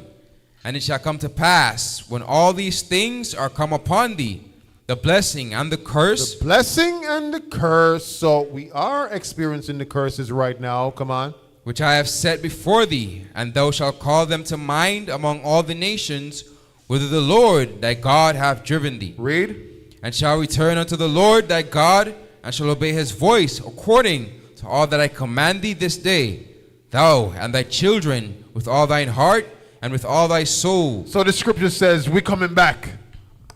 We coming back to the Lord. We coming back to his commandments. We're going to finish away with all of these idol pagan things that we entangle ourselves with, and we coming back. Give me verse 3. That then the Lord thy God will turn thy captivity and have compassion upon thee, and will return and gather thee from all the nations whither the Lord thy God hath scattered thee. So he's going to regather us once again. Doesn't matter because we've been scattered in this captivity. He's coming back for us. The only man that's going to come and save us is who? Yahushua the Christ, the black Messiah. He's going to come and save us out of this captivity. All right? Isaiah 11 and verse 11.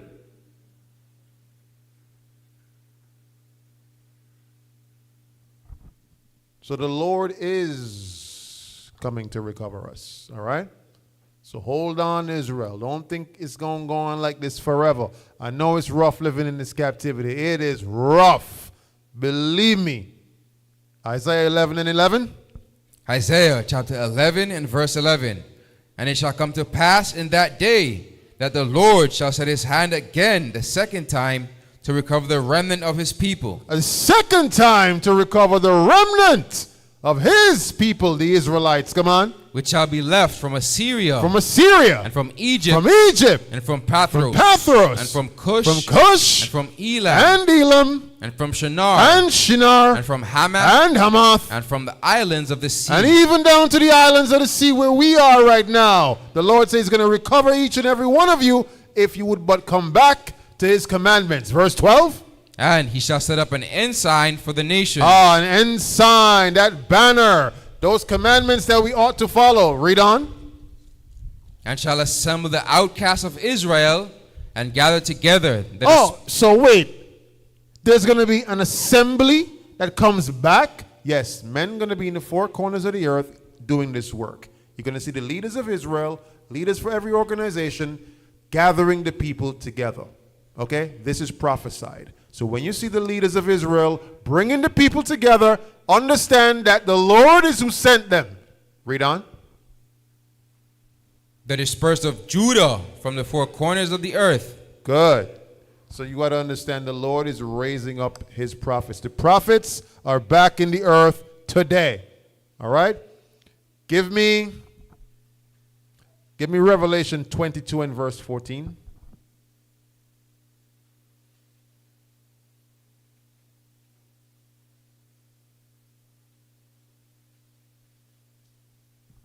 Revelation chapter 22 and verse 14.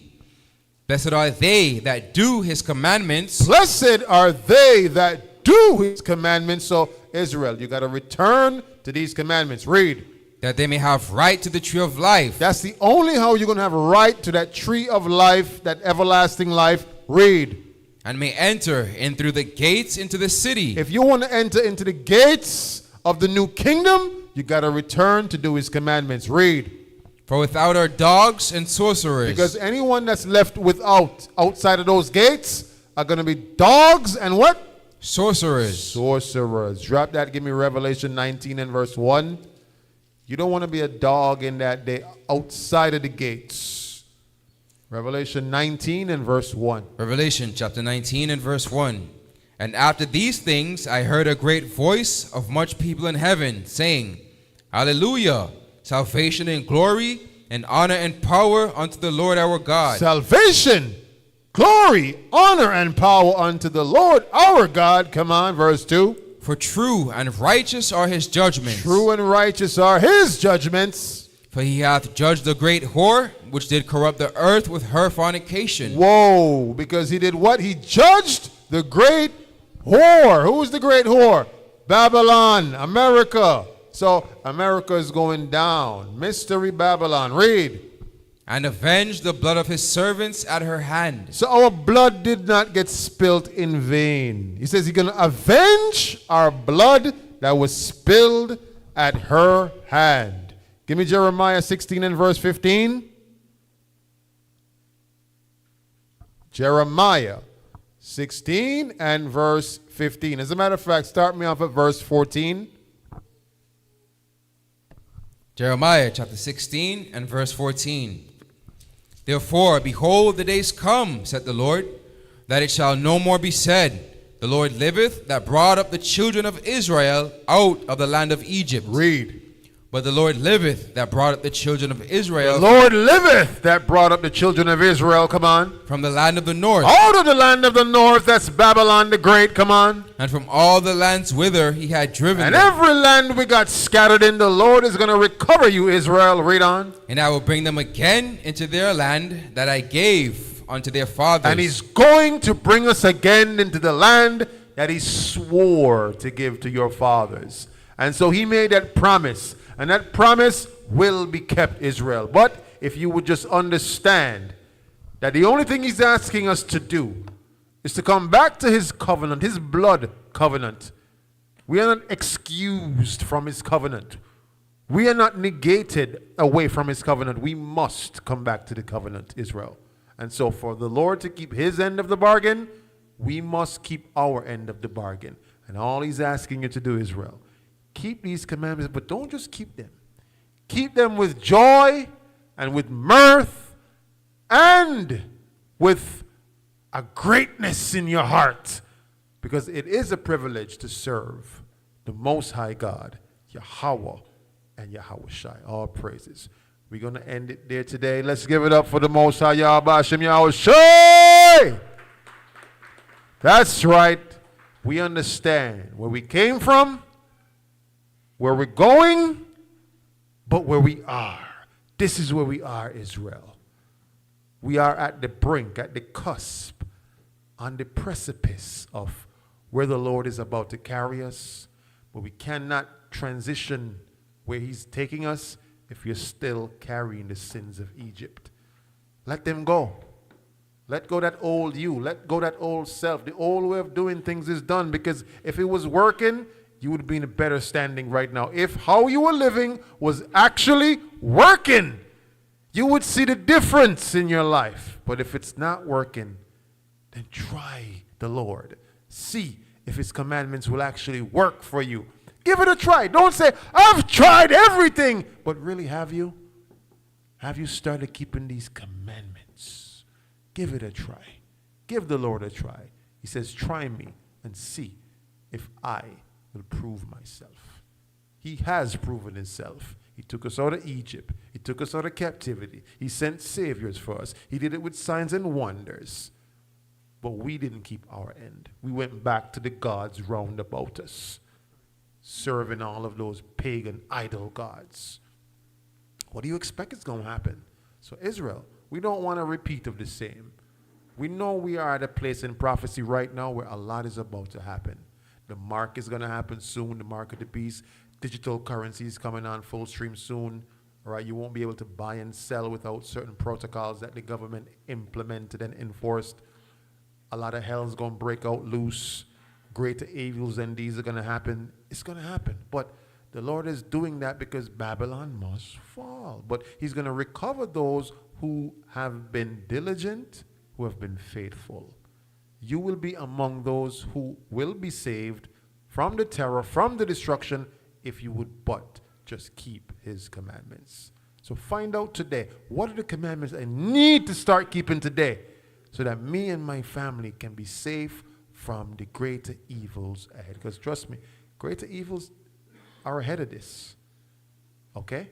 There's a lot around the corner.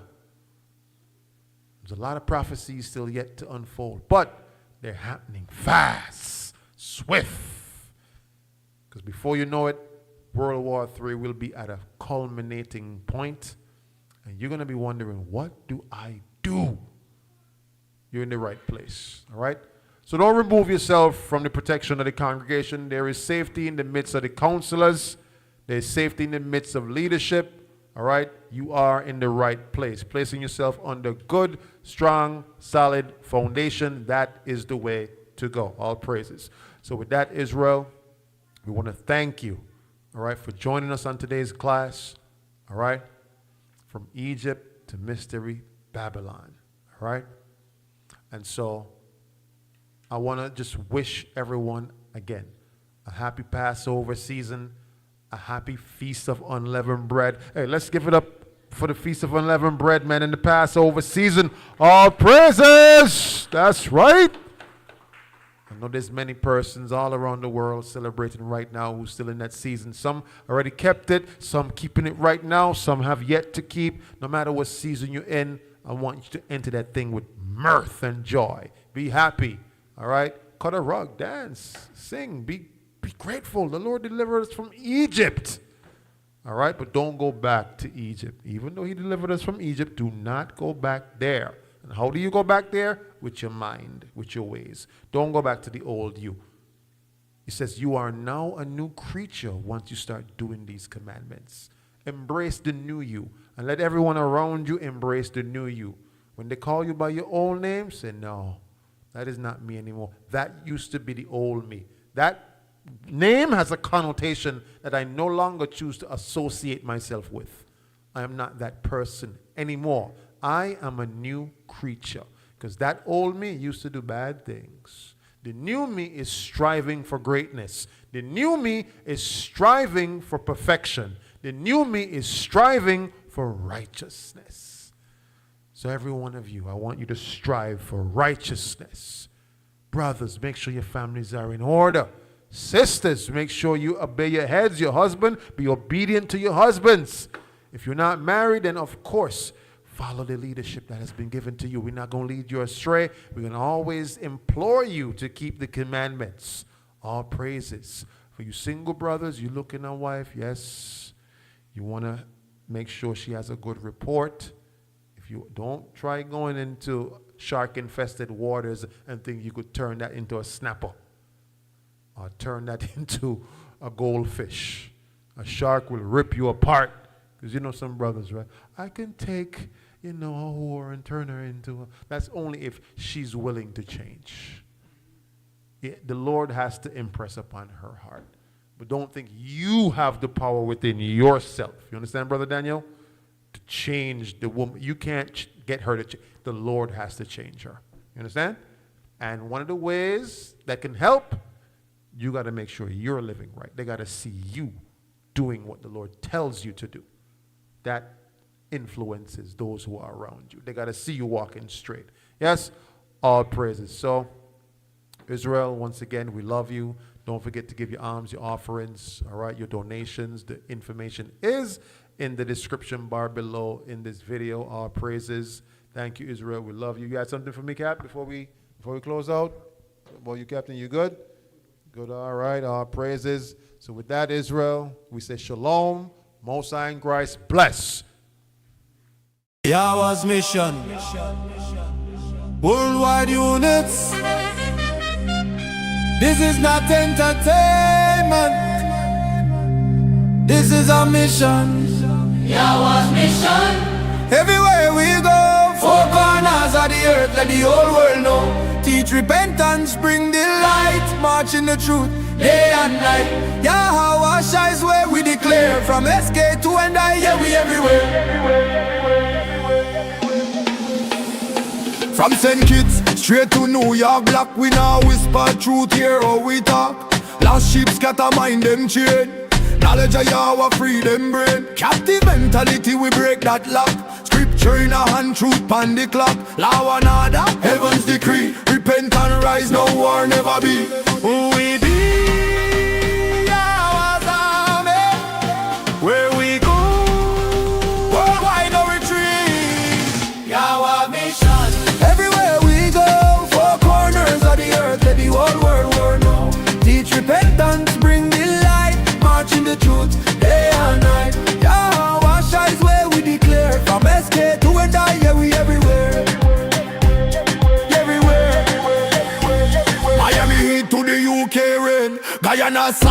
Canada plain, China gate, island them small. Every nation hear the trumpet call. Ghetto youth, rich man too. Truth now be a sit reach all crew. TOC soldiers boots them lace. March in order, end time pace. From the alley to the avenue, from the hills to the city view. Yahweh we execute. Truth in motion, no substitute. We not stop.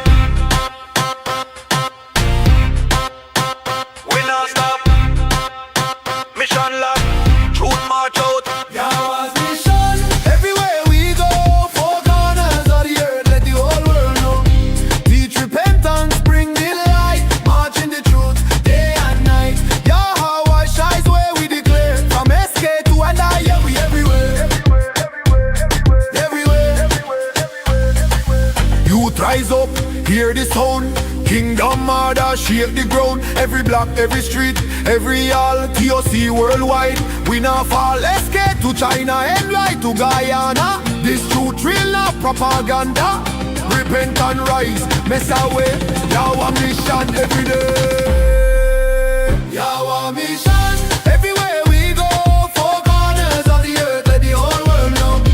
Teach repentance, bring the light. March in the truth, day and night. Yahweh shines where we declare. From SK to and I, yeah, we everywhere. Everywhere. It's a mission, not a moment. It's a mission, everywhere we go. Yahweh mission. Everywhere we go, four corners of the earth, let the whole world know.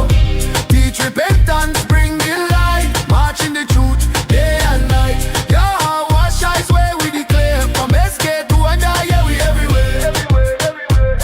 Everywhere. From St. Kitts straight to New York block, we now whisper truth here how we talk. Lost sheep scatter mind them chain. Knowledge of Yahweh free them brain. Captive mentality we break that lock. Scripture in a hand, truth pan the clock. Law and order, heaven's decree. Repent and rise now or never be. Yahweh mission. Everywhere we go, four corners of the earth, let the whole world know. Teach repentance, bring the light. March in the truth, day and night. Yahweh shines where we declare. From SK to and I, yeah, we everywhere. Everywhere, everywhere, everywhere, everywhere, everywhere, everywhere. Yahweh's mission. Worldwide units. This is not entertainment. This is our mission. Yahweh's mission. Everywhere we go, four corners of the earth, let the whole world know. Teach repentance, bring the light. March in the truth, day and night. Yahweh shines where we declare. From SK to and I, yeah, we everywhere. From St. Kitts straight to New York block, we now whisper truth here how we talk. Lost sheep scatter mind them chain. Knowledge of Yahweh free them brain. Captive mentality we break that lock. Scripture in a hand, truth pan the clock.